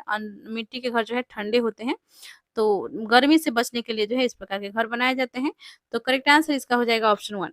नेक्स्ट देखते हैं क्वेश्चन 71 है। तो देखिए यहाँ पर जो है दावा दिया गया है और तर्क, यानी कि अभिकथन और तर्क है, ठीक है। तो इसका जो है दावा है शकरकंद एक जड़ है। तो शकरकंद जो है एक जड़ है, ये सही है, ठीक है। शकरकंद जो एक जड़ है ये सही है। और देखिए यह भोजन खाद्य पदार्थ संग्रहित करता है। तो शकरकंद जो है यह भोजन और खाद्य पदार्थ जो है संग्रहित करता है, तो यह जो है सही है, यह भी सही दिया गया है, ठीक है। तो इसका जो है इसमें हो जाएगा, दोनों सही दिया गया है, लेकिन इसमें जो है शकरकंद एक जड़ है, यह भोजन खाद्य पदार्थ को संग्रहित करता है। तो देखिए लेकिन इसका जो है व्याख्या जो है सही नहीं दिया गया है, तो इसका जो है राइट आंसर इसमें हो जाएगा ऑप्शन सेकेंड। ए और आर दोनों सही है, लेकिन आर ए की सही व्याख्या नहीं है। आगे बढ़ते हैं, नेक्स्ट क्वेश्चन देखते हैं। क्वेश्चन 72 है, फिर उसी प्रकार के जो है क्वेश्चंस दिए गए हैं। तो देखिए दावा में जो है ये है कि झूम की खेती में खरपतवारों को उखाड़ने के स्थान पर काट और जला दिया जाता है। तो ये जो है सही है। झूम खेती जो है इसे स्थानांतरित खेती भी कहा जाता है और इसमें जो है कुछ वर्षों के लिए जो है एक बार फसल उगाया जाता है, उसके पश्चात जो है इसे कुछ वर्षों के लिए छोड़ दिया जाता है और कुछ सालों के बाद जो है लगभग 1 साल या कुछ उससे भी अधिक समय हो सकता है, तो उसके पश्चात जो है उसमें जो खरपतवार होते हैं उसे उखाड़ा नहीं जाता है, बल्कि उसे जो है या तो काट दिया जाता है या तो उसी में जला दिया जाता है, और जलाया जाता है तो वही जो उसका जो राख होता है वही जो है वहाँ पे फर्टिलाइज़र का काम करता है, ठीक है? और ये जो है मिट्टी को और उपजाऊ बनाती है। तो तर्क है, राख मिट्टी में मिल जाती है जिससे मिट्टी की उर्वरता बढ़ जाती है। देखिए जैसे अभी भी मैंने बताया कि जलाने पर जो है क्या होता है कि जो राख है उससे जो है मिट्टी की अ, उपजाऊ क्षमता बढ़ती है, उर्वरता बढ़ती है, ठीक है? तो ये तर्क भी सही दिया गया है। तो ए और आर दोनों सही है, ठीक है? और ये जो है इसका व्याख्या भी कर रहा है, तर्क जो है सही दिया गया है, ए और आर दोनों सही है और आर जो है ए की सही व्याख्या है, ऑप्शन 1 ही इसमें करेक्ट हो जाएगा। नेक्स्ट क्वेश्चन की ओर बढ़ते हैं, क्वेश्चन 73 है। इसमें भी दावा और तर्क दिए गए हैं, देख लेते हैं ठीक है इस प्रश्न को। केंचुआ किसानों का सबसे अच्छा मित्र माना जाता है। बिल्कुल सही बात है कि इस केंचुआ को जो है किसानों का मित्र माना जाता है, क्योंकि केंचुआ जो है क्या करता है कि ये जो है मिट्टी में जो रहता है तो इससे जो है उम, मिट्टी जो है और सॉफ्ट हो जाती है, ठीक है? और इसके इसके कारण से जो है केंचुए के कारण से जो है मिट्टी में जो छेद होती है उस छेद ये करती है इधर-उधर मिट्टी में करती है तो वहाँ पर जो है छेद हो जाती है, जिस कारण से जो है अंदर जो है हवा जाता है मिट्टी में, और पानी जब डाला जाता है, पानी भी जो है अंदर तक जा पाता है। तो इससे जो है क्या होता है कि और जल्दी जो है पौधे का वृद्धि होती है, तो और मिट्टी का जो है उपजाऊ उर्वरता जो है और बढ़ती है, ठीक है? तो तर्क क्या दिए गए हैं देख लेते हैं। केंचुए खरपतवार को नष्ट करते हैं। नहीं, केंचुए खरपतवार को नष्ट नहीं करते हैं। इससे जो है मिट्टी जो है और उपजाऊ हो जाती है, क्योंकि विंड जो है अर्थात यानी कि हवा जो है अंदर तक घुस जाती है, जैसे कि इधर-उधर करती है तो छेद हो जाती है मिट्टी में, तो उसके कारण से जो है हवा उसमें घुस जाती है और पौधे की जो है जल्दी वृद्धि होती है। तो तर्क जो है इसमें केंचुए खरपतवार को नष्ट करते हैं ये गलत है, और ये जो है इसका जो है व्याख्या भी नहीं करता है। तो ए जो है सही है, आर गलत दिया गया है इसमें। तो इसका ऑप्शन 3 सही हो जाएगा। ए सही है लेकिन आर गलत है। अगला प्रश्न देखते हैं, क्वेश्चन 74 है। राजीव अपने घर में कंपोस्ट अर्थात वानस्पतिक खाद बनाना चाहता है। निम्नलिखित में से कौन से अपशिष्ट पदार्थ उसके कंपोस्ट पिट में डालने चाहिए? तो देखिए कौन-कौन से जो है पदार्थ हैं जो कि जिससे जो है कंपोस्ट यानी कि वानस्पतिक खाद बनाया जा सकता है, ठीक है? तो ये जो है कंपोस्ट जो होता है ये वो जो है घर की जो चीज़ें होते हैं जो अम, जो सड़ने गलने वाली चीज़ें होते हैं उससे बनती है, जैसे प्लास्टिक हो गया, इससे जो है ये नहीं बन पाएगी। जो चीज़ें जो है गल नहीं सकती है, सड़ती नहीं है, उन चीज़ों से जो है ये फर्टिलाइज़र नहीं बन पाती है, ठीक है? तो देख लेते हैं ऑप्शंस क्या-क्या हैं। एल्यूमीनियम पत्ती, वनस्पति छिलके, अंडों के छिलके।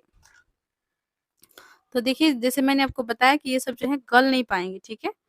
ये तो वनस्पति के छिलके गल जाएँगे, लेकिन एल्यूमीनियम पत्ती ये सब नहीं गल पाएँगे, तो ये गलत हो जाएगा, ठीक है? वनस्पति छिलके, छनी हुई चाय की पत्तियाँ, कागज़, तो ये सब जो है गल जाते हैं, सड़ जाते हैं, तो इससे जो है बनाया जा सकता है। तो इसका जो है ये और भी ऑप्शंस देख लेते हैं। वनस्पति छिलके पॉलीथीन, देखिए मैंने अभी बताया पॉलीथीन, कागज़ ये सब जो है जल्दी नहीं जो है हो गलते हैं, जिसके कारण से जो है इससे कंपोस्ट बनाना पॉसिबल नहीं है, इम्पॉसिबल है। एल्यूमीनियम पत्ती, दूध के पैकेट भी एक प्लास्टिक है, एल्यूमीनियम पत्ती भी इससे भी नहीं बन पाएगा, ठीक है? तो ये भी गलत दिया गया है। तो देखिए इसमें जो है अखबार भी दिया गया है, तो अखबार से भी नहीं होगा, ठीक है? तो सबसे जो है इसमें दिख रहा है सही वनस्पति छिलके, छनी हुई चाय की पत्तियाँ और कागज़। इससे जो है कंपोस्ट अर्थात वानस्पतिक खाद जो है बनाया जा सकता है। तो ऑप्शन सेकंड राइट हो जाएगा। आगे बढ़ते हैं, नेक्स्ट क्वेश्चन है क्वेश्चन 75। बीज, तो देखिए बीज क्या है? ऑप्शंस है सजीव है क्योंकि वो पौधे का भाग है, निर्जीव है क्योंकि हम इसको पका सकते हैं, सजीव है क्योंकि यह एक पौधे में वृद्धि कर सकता है, निर्जीव है जैसा कि एक श्वसन नहीं जैसा कि यह श्वसन नहीं करता है। तो इसमें देखिए इसका जो है राइट आंसर हो जाएगा, बीज जो होती है ये सजीव होती है, ठीक है? क्योंकि यह जो है एक पौधे में वृद्धि कर सकता है। ठीक है? जो बीज को जब मिट्टी में डाला जाता है, तो ये जो है, इसी से जो है धीरे-धीरे इसमें से पौधा निकलती है और पौधा जो है बढ़ते जाती है, ठीक है? तो इसी कारण से जो है इसे सजीव माना जाता है, और क्योंकि ये जो है एक पौधे में वृद्धि कर सकता है। क्वेश्चन है, एक पर्यावरण अध्ययन शिक्षक के द्वारा बच्चों के आकलन में निम्न में से क्या किया जाना चाहिए? तो कुछ ऑप्शंस दिए गए हैं जिसमें पूछा गया है कि पर्यावरण अध्ययन के शिक्षक के तौर पर जो है बच्चों के आकलन के लिए जो है निम्न में से क्या किया जाना चाहिए? तो ऑप्शंस है, बच्चों के गुणात्मक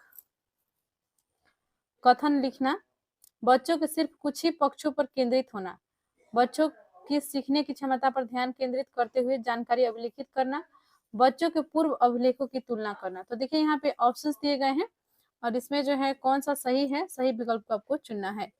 तो इसका जो है बच्चों के बारे में गुणात्मक कथन लिखना बिल्कुल सही है। बच पक्षों पर केंद्रित होना नहीं, सिर्फ कुछ ही पक्षों पर केंद्रित नहीं होना है, बल्कि और जो जितने भी पक्ष हैं सब पर जो है ध्यान केंद्रित करना है एक ईवीएस के शिक्षक को।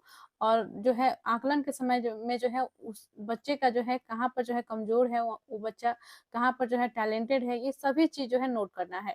और जहाँ पर कमजोर है उसका जो है सही उपचार उसका किया जाए, ठीक है।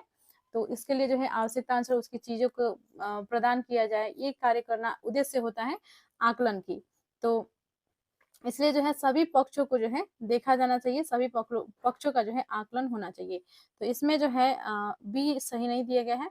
बच्चों की सीखने की क्षमता पर ध्यान केंद्रित करते हुए जानकारी अभिलिखित करना, बिल्कुल सही। बच्चों का जो है सीखने की क्या क्षमता है इस पर जो है ध्यान केंद्रित करना चाहिए, तो ये सही है। बच्चों के पूर्व अभिलेखों की तुलना करना, पूर्व में जो है बच्चा का क्या विकास था, अभी जो है कितना विकास हो गया है, इसका तुलना करना, ये भी सही हो जाएगा। तो इसमें जो है देखिए बी सही नहीं है, ए सी डी सही है, ए सी डी ऑप्शन 3 में है, करेक्ट हो जाएगा ऑप्शन 3। नेक्स्ट क्वेश्चन देखते हैं। क्वेश्चन 77 है, निम्न में से कौन सा पर्यावरण अध्ययन शिक्षण में विद्यालय क्षेत्र भ्रमण का महत्वपूर्ण लक्षण है? कौन सा जो है पर्यावरण अध्ययन शिक्षण में विद्यालय क्षेत्र भ्रमण का महत्वपूर्ण लक्षण है? तो देखिए बच्चों को जो है विद्यालय से विभिन्न जगहों पर लेके जाया जाता है उनको जो है भ्रमण के लिए। तो आप भी गए होंगे बचपन में, आपको याद होगा बचपन में खास करके जो है चिड़ियाघर में, या बड़े होने पर कॉलेज से या स्कूल से जो है हम जाते हैं, टूर में जाते हैं, भ्रमण के लिए जाते हैं, ठीक है। तो इसके पीछे जो है क्या उद्देश्य होते हैं, तो ऑप्शंस देख लेते हैं। विद्यार्थियों में नई अधिगम जानकारी लेने की और सीखने की रुचि जगाना, तो बिल्कुल सही बात है। जो बच्चों का जो है कुछ नया वो देखेंगे, नया कुछ सीखेंगे, तो उनको जो है उसके बारे में जानने की इच्छा जगेगी, रुचि पैदा होगी, ठीक है। तो विद्यार्थियों की नई अधिगम जानकारी लेने की और सीखने की रुचि जगाना, बिल्कुल सही है। विद्यार्थियों और शिक्षक दोनों को नियमित सीखने सिखाने की प्रक्रिया से मुक्ति मिलती है, नहीं। सीखने सिखाने की प्रक्रिया से मुक्ति के लिए भ्रमण में नहीं जाते हैं, तो ये जो है गलत हो जाएगा। शिक्षण अधिगम के लिए निधि का सही उपयोग करना, नहीं। पैसा का सही उपयोग करने के लिए क्या आप भ्रमण के लिए जाते हैं? नहीं। इसका जो है इसके पीछे यह उद्देश्य होता है कि बच्चा जो है बहुत कुछ सीख ले, बहुत कुछ वो नया देखे, तो उसके अंदर जो है जिज्ञासा पैदा हो, उस चीज के बारे में जानने का प्रयास करे, जो चीज वो नहीं देख पाया है अभी तक वो चीज वो देख पाए, तो ये नहीं होगा।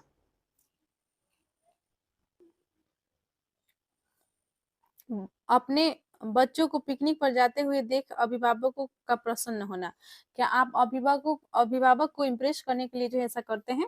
नहीं।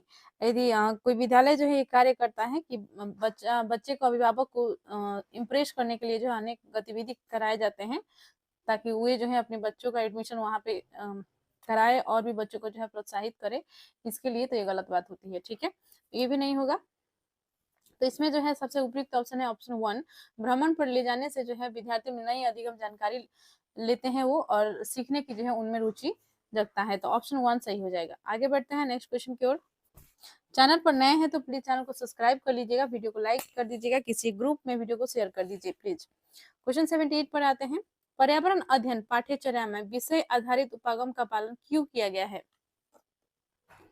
तो विषय आधारित उपागम का पालन क्यों किया गया है ईवीएस के पाठ्यचर्या में? ऑप्शन है, एक ही बार में अधिक से अधिक संकल्पनाओं को पूरा करना, संसाधनों को बचाना, बच्चों से अर्जित ज्ञान का संपूर्ण आकलन करना, बच्चों को समाज और प्रकृति दोनों के बारे में संवेदनशील बनाना। तो इसका जो है विषय आधारित उपागम का पालन करने के पीछे जो यह कारण है कि एक ही बार में अधिक से अधिक संकल्पना को पूरा करने के लिए नहीं होगा। तो एक ही बार में जो है अधिक से अधिक अवधारणाएं जो है हम समझा दें, इसके लिए जो है ऐसा जो है विषय आधारित उपागम का पालन किया गया है, नहीं, ये गलत है। संसाधन को बचाने के लिए, नहीं, बिल्कुल गलत है। बच्चों के अर्जित ज्ञान का संपूर्ण आकलन करना, बिल्कुल सही। बच्चों का अर्जित जो ज्ञान है उसका संपूर्ण आकलन करने के लिए जो है ऐसा किया गया है। तो ऑप्शन 3 सही है, ये भी नहीं होगा। ठीक है, आगे बढ़ते हैं नेक्स्ट क्वेश्चन पर। क्वेश्चन 79 है, पर्यावरण अध्ययन शिक्षण के संबंध में एनसीएफ 2005 की प्रस्तावना नहीं है। तो नहीं है पूछा गया है। ठीक है, तो नेशनल करिकुलम फ्रेमवर्क है, राष्ट्रीय पाठ्यचर्या रूपरेखा 2005 की प्रस्तावना में जो है क्या नहीं है। तो ऑप्शंस है करके सीखने वाली गतिविधियां, तो इसमें जो है करके सीखने वाली गतिविधियों पर जो है अधिक जोर दिया गया है, तो ये सही है। तो बच्चे जो है खुद से जब गतिविधि करते हैं, समूह कार्य करते हैं, एक दूसरे से संवाद करते हैं, तो गतिविधि के दौरान जो है ये सभी होते हैं कि वो जो है एक दूसरे से बात करके समूह कार्य करके वो गतिविधि कर रहे होते हैं। तो ये जो है उनके लिए सीखने को और आसान बनाता है। ये जो इससे जो है वो आसानी से सीख पाते हैं और वे जो है आगे बढ़ते हैं। ठीक है, तो ये सही होता है। विषय संबंधी उपागम, विषय संबंधी जो है उसे जानकारी मिलती है और विषय संबंधी उपागम का जो है ईवीएस में जो है ऐसा रखने के लिए कहा गया है। ठीक है, तो ये भी सही है, एनसीएफ 2005 के द्वारा ही कहा गया है। विद्यार्थियों के अनुभव व संदर्भ को जोड़ना, विद्यार्थियों के जीवन में जो भी अनुभव है उसको जो है उसके संदर्भ से जोड़ने के लिए जो है एनसीएफ 2005 में कहा गया है। तो ये भी जो है सही है। तकनीकी शब्दावली को जानना, तो देखिए छोटे बच्चों के लिए जो है तकनीकी शब्दावली का जानना आवश्यक नहीं होता है और तकनीकी शब्दों को यदि शब्दों का जो है प्रयोग किया जाता है कक्षा में तो वे जो है समझ नहीं पाते हैं, उन्हें और समझने में जो है परेशानी होती है।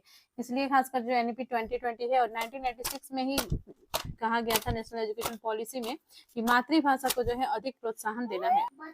तकनीकी शब्दावली को जानना, यह जो है एनसीएफ 2005 की प्रस्तावना नहीं है। तो इसका जो है राइट आंसर हो जाएगा ऑप्शन 4, तकनीकी शब्दावली को जानना। नेक्स्ट क्वेश्चन देखते हैं, क्वेश्चन 80 है,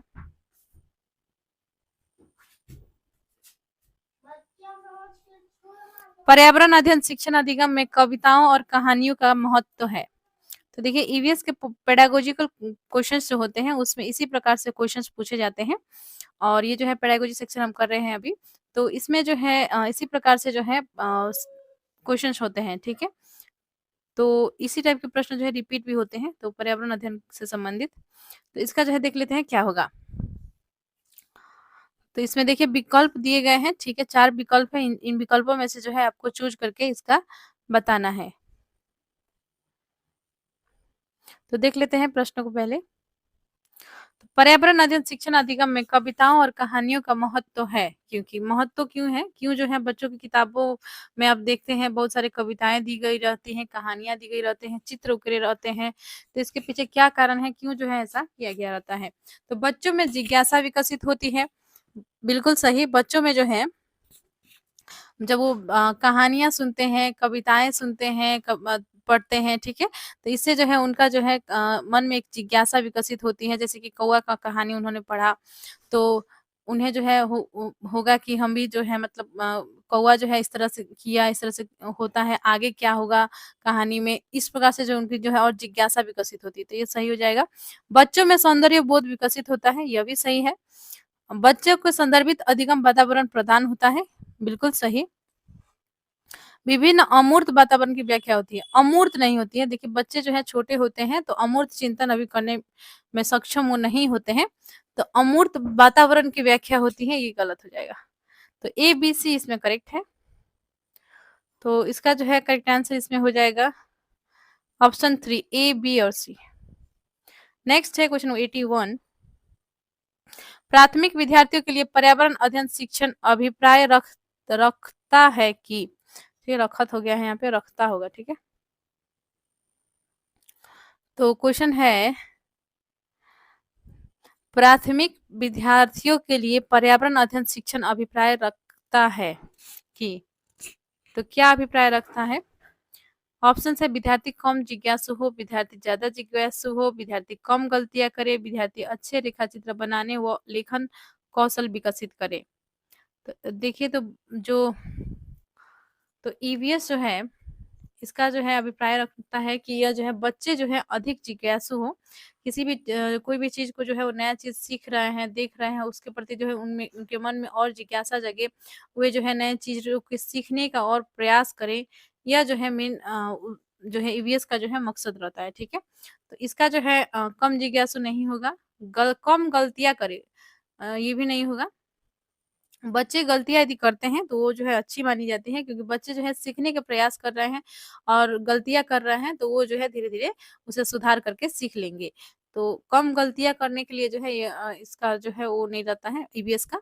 विद्यार्थी अच्छे रेखाचित्र बनाने और लेखन कौशल विकसित सिर्फ़ इसी के लिए नहीं होगा, रेखाचित्र बनाने और लेखन कौशल विकसित करने के लिए नहीं, बल्कि ओवरऑल डेवलपमेंट के लिए सभी तरह का जो है विकास उसमें होना चाहिए। पठन कौशल हो गया, लेखन कौशल हो गया, रेखा चित्र बनाना, बातें करना, सभी जो है कौशल उसमें ओवरऑल डेवलपमेंट जो है होना चाहिए। सभी तरह क्षेत्र में जो है ये काम करता है, तो ये नहीं होगा। तो विद्यार्थी ज़्यादा जिज्ञासु हो, करेक्ट आंसर इसका हो जाएगा ऑप्शन सेकंड। नेक्स्ट है क्वेश्चन 82। यहाँ पे देखिए, पर्यावरण अध्ययन में शिक्षण शास्त्र निम्न में से सभी चलन का समर्थन करता है सिवाय, यानी कि किसके सिवाय जो है सभी का जो है चलन करता है, चलन का समर्थन करता है, ठीक है? तो इसमें जो है ऑप्शंस हैं, विद्यार्थियों को सक्षम करना कि वे समालोचनात्मक चिंतन एवं समस्या समाधान कर सके। बिल्कुल सही, जो पर्यावरण अध्ययन का जो शिक्षा हो जो दिया जाता है बच्चों को, तो ये जो है बच्चों को इतना सक्षम करता है कि वे जो है समालोचनात्मक चिंतन करें एवं समस्या का समाधान कर सकें। ये जो है सही है, लेकिन सिवाय बोला गया है तो इसमें गलत हो जाएगा। पाठ्य पुस्तक को वास्तविक जीवन के अनुभवों से बेहतर मानना नहीं। पाठ्य पुस्तक जो है कैसे वास्तविक जीवन से बेहतर हो सकते हैं? जो भी उनका अनुभव है वास्तविक जीवन का, उसी से जोड़कर जो है पाठ्य पुस्तक के जो भी सामग्री है, जो भी अध्याय है, उसे वो पढ़ सकता है। वो अपने जीवन के अनुभवों से जोड़कर जो है उससे जो है और अधिगम करने में बच्चा को आसानी होती है। लेकिन पाठ्य पुस्तक को जो है वास्तविक जीवन के अनुभव से अधिक बेहतर मानना ये गलत हो जाएगा, ठीक है? तो इसमें जो है सिवाय पूछा गया है, तो इसका जो है यही आंसर होगा, ठीक है? क्योंकि नेगेटिव जब पूछा जाए तो नेगेटिव ही इसका जो है ऑप्शंस होता है, यही याद रखिएगा। ऑप्शन 3 भी देख लेते हैं, विद्यार्थी में सहयोग को बढ़ावा देना, तो ये नहीं होगा। विद्यार्थियों को की जिज्ञासा और सृजनात्मकता का पोषण करना, ये भी नहीं होगा, क्योंकि सिवाय पूछा गया है, इसके सिवाय जो है तो पर्यावरण अध्ययन शिक्षण शास्त्र का जो है ये सभी जो है इसका जो है समर्थन करता है, लेकिन विद्यार्थी पाठ्य पुस्तकों को वास्तविक जीवन के अनुभव से बेहतर मानना, इसको जो है वो समर्थन नहीं करता है, सपोर्ट नहीं करता है।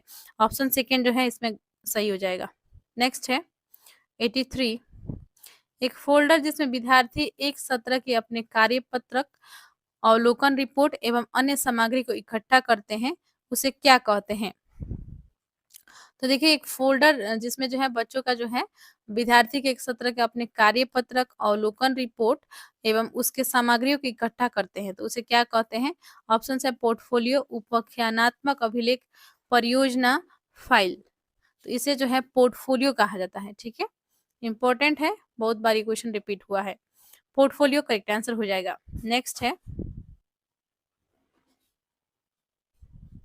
प्राथमिक स्तर पर पर्यावरण अध्ययन में अध्यापन अधिगम के लिए समुदाय ज़रूरी क्यों है?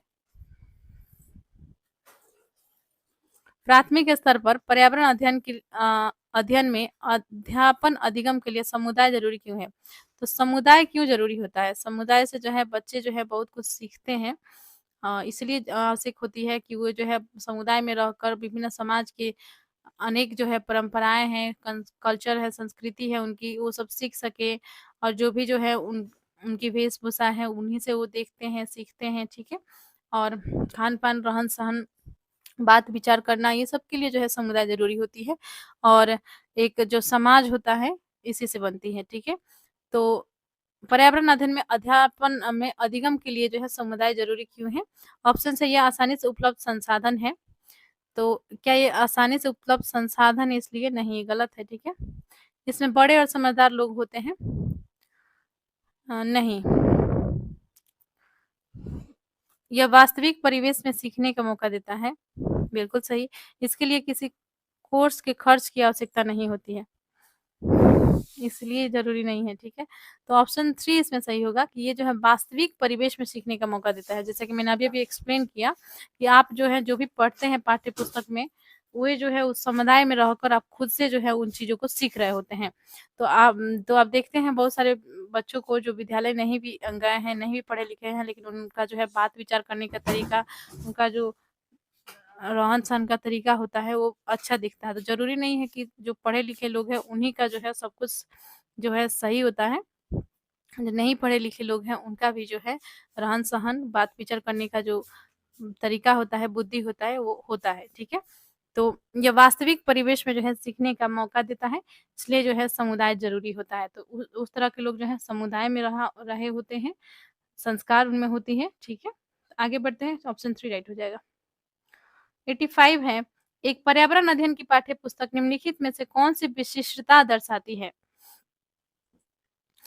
तो एक पर्यावरण अध्ययन की पाठ्य पुस्तक जो है कौन-सी विशेषता दर्शाती है? ऑप्शन है ये विविध पृष्ठभूमियों के विद्यार्थियों की ज़रूरतों का ध्यान रखती है। इसमें जो है वास्तविक कहानियाँ एवं घटनाएँ हैं। यह एकीकृत रूप से प्राकृतिक और सामाजिक सांस्कृतिक विषय प्रस्तुत करती है। यह अमूर्त संकल्पनाओं का व्याख्या पर केंद्रित है। तो देखिए कूट में आंसर देनी है, सही विकल्प चुनिए। 4 ऑप्शंस दिए गए हैं, इसमें क्या होगा आपको चुनना है, ठीक है? 4 ऑप्शंस मैंने बता दिए आपको। तो यहाँ पे देखिए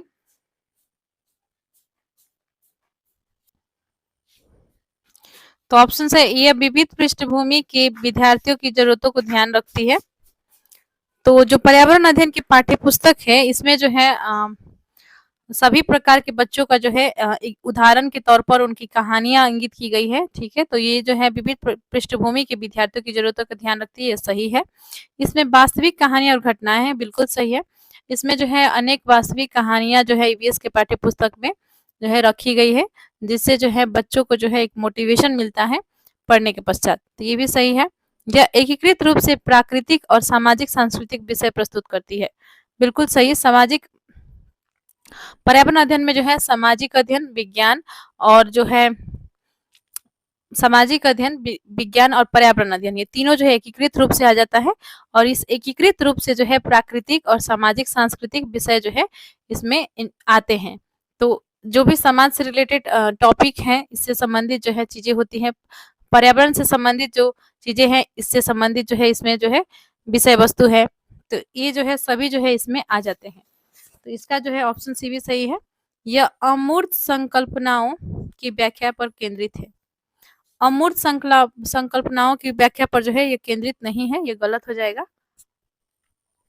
बल्कि ये जो है जो भी बच्चे आसपास में अपने देख रहे हैं, जो भी उनकी अनुभव है जीवन में उससे जो है संबंधित है। तो इसमें जो है ऑप्शन डी गलत है। तो इसका सही विकल्प चुनने में आंसर जो इसका हो जाएगा ऑप्शन 1 होगा, ए, बी और सी। ऑप्शन 1 करेक्ट होगा। नेक्स्ट है क्वेश्चन 86।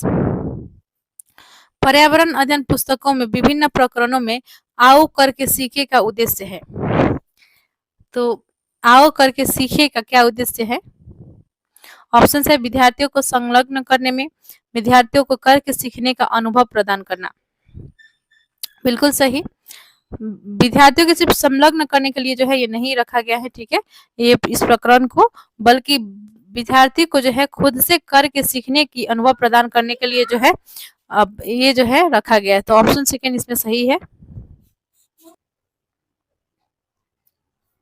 तो ऑप्शन सेकेंड सही है इसमें, वैज्ञानिक शब्दावली को सीखना। तो देखिए आपस में जो है गतिविधि करके जो है वैज्ञानिक शब्दावली को सीखना इसके पीछे उद्देश्य नहीं होता है, तो यह भी गलत है। परीक्षा में उत्तम परिणाम द्वारा अधिकतम प्रतिफलों की प्राप्ति करना, तो इससे जो है मदद होती है परीक्षा में, लेकिन इसका यह उद्देश्य नहीं होता है कि परीक्षा में जो है उत्तम परिणाम प्राप्त करने के लिए जो है ऐसा किया जाए, तो ये भी गलत है, ठीक है। तो इसका जो है राइट आंसर हो जाएगा ऑप्शन सेकेंड, विद्यार्थियों को करके सीखने का अनुभव प्रदान करना, इसका जो है यही उद्देश्य है। ऑप्शन सेकेंड राइट है। नेक्स्ट है क्वेश्चन 87। निम्न में से कौन से पर्यावरण अध्ययन के उद्देश्य है? तो देखिए इसमें विकल्प दिए गए हैं, ठीक है। विकल्प को जो है आप 4 ऑप्शंस को देखकर विकल्प में आंसर करेंगे, ठीक है। कोट में आंसर करेंगे। नीचे दिए गए हैं, देख लेते हैं 87। निम्न में से कौन से पर्यावरण अध्ययन के उद्देश्य हैं? तो पर्यावरण अध्ययन के जो है क्या उद्देश्य होते हैं, देख लेते हैं ऑप्शंस। विद्यार्थियों को मुख्य बिंदुओं को याद करने और उनमें अंतर करने में के लिए तैयार करना। तो देखिए कभी भी रोट लर्निंग दिखिए आपको तो आप जो समझ जाइएगा ये ऑप्शन जो है नेगेटिव है।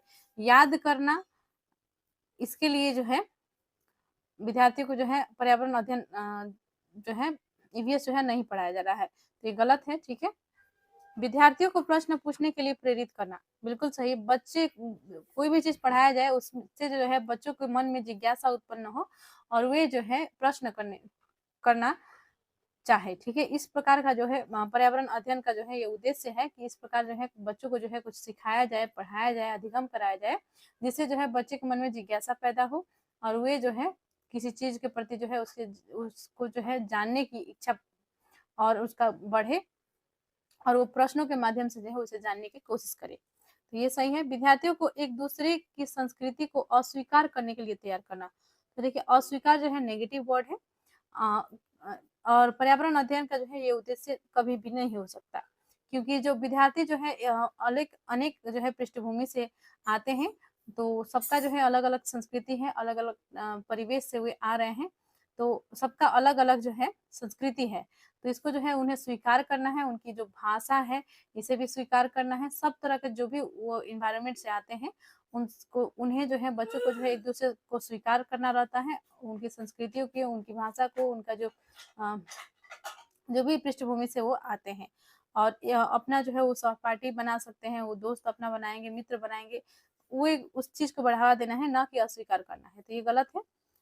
क्वेश्चन ऑप्शन डी देख लेते हैं। विद्यार्थियों को जिम्मेदार नागरिक बनाना, बिल्कुल सही। पर्यावरण अध्ययन का जो है ये उद्देश्य है कि विद्यार्थी जो है एक जिम्मेदार नागरिक बने, तो इसमें जो है बी सही दिया गया है, डी सही दिया गया है, तो बी और डी सही हो जाएगा इसमें। ऑप्शन सेकेंड राइट है, बी और डी। आगे बढ़ते हैं, क्वेश्चन 88 देख लेते हैं। तो इसमें जो है 4 ही ऑप्शन है। पर्यावरण अध्ययन की एनसीईआरटी की पाठ्य पुस्तक में खाली स्थान दिया गया है, तो देखिए पर्यावरण अध्ययन की एनसीईआरटी की जो पाठ्य पुस्तक है इसमें जो है खाली स्थान दिया गया है, तो क्यों जो है खाली स्थान दिया गया है ये बताना है आपको। तो विद्यार्थी को मनन चिंतन करने के लिए अवसर देने के लिए, और है विषय की सामान्य संकल्पनाओं की व्याख्या करने के लिए, नहीं दिया गया है। मुख्य बिंदुओं को परिभाषित करने के लिए, जो उसमें मुख्य बिंदु दिए गए हैं क्या उसे परिभाषित करने के लिए दिया गया है, ये भी नहीं होगा। अधिक संख्या में अभ्यास पत्रक शामिल करने के लिए, नहीं। तो बच्चे जो हैं, जो खाली स्थान दिया गया है वो इसीलिए दिया गया है कि ताकि उनके जो मन में जो है जो भी बातें आए उस चैप्टर को पढ़ के, तो उसके पश्चात जो है उनके जो मन में बातें आती हैं, चिंतन जो करते हैं, उसे जो है वहां पे वो इंगित कर सके, तो मनन चिंतन करने के लिए जो है अवसर देने के लिए जो है ऐसा किया गया है। ऑप्शन 1 सही हो जाएगा। क्वेश्चन 89 है। कक्षा 1 और 2 के पर्यावरण अध्ययन में एनसीएफ 2005 ने कोई पाठ्य पुस्तक निर्धारित नहीं की है, इसका सर्वाधिक उपयुक्त कारण है। तो देखिए पर्यावरण अध्ययन की जो है ये इंपॉर्टेंट क्वेश्चन है, ठीक है। इससे प्रश्न जो है बार बार रिपीट होता है ये प्रश्न, कि पर्यावरण अध्ययन में जो है कक्षा 1 और 2 की पुस्तक में जो है पर्यावरण अध्ययन का जो है इसमें अलग से जो है विषय नहीं, पाठ्य पुस्तक नहीं है, विषय नहीं है, तो क्यों निर्धारित नहीं की गई है। और एनसीएफ 2005 ने जो है ऐसा किया है कि उसने जो है ऐसा अलग से जो है पाठ्य पुस्तक ईवीएस के लिए नहीं रखा है। कक्षा 1 और 2 में, कक्षा 3 से जो है ये स्टार्ट होती है, तो क्या कारण है देख लेते हैं ऑप्शंस को। तो देखिए इसमें जो है कूट दिए गए हैं, ठीक है, कूट में जो है आंसर करनी है। ऑप्शन से विद्यार्थी संदर्भित अधिगम परिवेश से सीखते हैं, विद्यार्थी जो है संदर्भित अधिगम परिवेश से सीखते हैं, सही है। और कक्षा 1 और 2 के विद्यार्थी पर्यावरण अध्ययन सीखने के लिए बहुत छोटे हैं, देखिए पर्यावरण अध्ययन सीखने के लिए छोटे हैं, बहुत छोटे हैं, इसलिए जो है नहीं दिया गया है, बल्कि इसमें जो है जो पाठ्य पुस्तक दूसरे पाठ्य पुस्तक है, जैसे कि गणित है, और भाषा का पुस्तक है, इसी में जो है पर्यावरण अध्ययन का पोर्शन उसमें आ जाता है, ठीक है। इसलिए अलग पाठ्य पुस्तक जो है नहीं दिया गया है। तो जो संदर्भित अधिगम परिवेश है उसी से जो है बच्चे सीख रहे हैं। और जो जैसे कि 5 चिड़िया दे दिया गया और संख्या उसको गिनने के लिए कहा जाता है कि कितने चिड़िया हैं, तो बच्चे ने जो है पर्यावरण में जो चिड़िया है ये सब के बारे में उसने जान लिया। पेड़ दे दिए गए, पत्ते दे दिए गए और उससे उससे संबंधित जो है प्रश्न पूछ लिया जाता है। गिनती वाला प्रश्न पूछा जा सकता है, जोड़ वाला प्रश्न उससे पूछा जा सकता है, 2 पत्ता प्लस 2 पत्ता कितना होता है, इस प्रकार से जो है प्रश्न पूछा जा सकता है। तो कक्षा 1 और 2 में जो है इसीलिए जो है पर्यावरण अध्ययन का जो है अलग से पाठ्य पुस्तक नहीं दिया गया है, ठीक है। तो आगे ऑप्शंस देख लेते हैं। पर्यावरण अध्ययन कक्षा 3 के उपरांत उपयुक्त है। ऐसा नहीं है कि 3 के बाद ही जो है ये सही है, तो ये गलत है। प्राथमिक स्तर के बच्चों का पाठ्यचर्या के भार को कम करना है। तो यह हो सकता है कि जो उन्हें जो है पाठ्यचर्या का भार को कम करने के लिए जो है बच्चों को जो है अलग से जो है पुस्तक पर्यावरण अध्ययन का नहीं दिया गया है।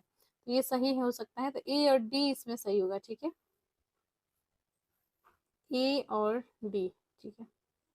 करेक्ट आंसर इसका हो जाएगा ऑप्शन 1। नेक्स्ट है क्वेश्चन 90। एक दक्ष पर्यावरण अध्ययन शिक्षक वह है जो ऐसी शिक्षा शास्त्रीय प्रक्रियाओं का उपयोग करता अर्थात करती है जो, तो देखिए जो दक्ष पर्यावरण शिक्षक कौन है, उसमें जो है क्या गुण होते हैं ये बताने हैं। ऑप्शन है बच्चों के वास्तविक जीवन से संबंधित हो, किस प्रकार के जो है शिक्षा शास्त्रीय प्रक्रियाओं का जो है उपयोग करता है एक दक्ष पर्यावरण शिक्षक, तो बच्चों के वास्तविक जीवन से संबंधित हो, वास्तविक विषय से संबंधित हो, विद्यालय से वास्तविक तौर पर संबंधित हो, वास्तविक तौर पर बच्चों के जीवन और विषय से संबंधित हो। तो ये जो है सबसे इसमें उपयुक्त ऑप्शन जो है दिया गया है ऑप्शन 4, ठीक है। क्योंकि वास्तविक जीवन से है ये सही है, लेकिन इससे भी उपयुक्त यह है कि वास्तविक तौर पर बच्चों के जीवन और विषय से संबंधित हो, दोनों से संबंधित हो। तो इससे जो है संबंध स्थापित करके जो बच्चे जो है शिक्षा देते हैं बच्चों को, इस प्रक्रिया को जो अपनाते हैं वही जो है एक दक्ष पर्यावरण शिक्षक कहला सकते हैं। तो इसका जो है राइट आंसर हो जाएगा ऑप्शन 4।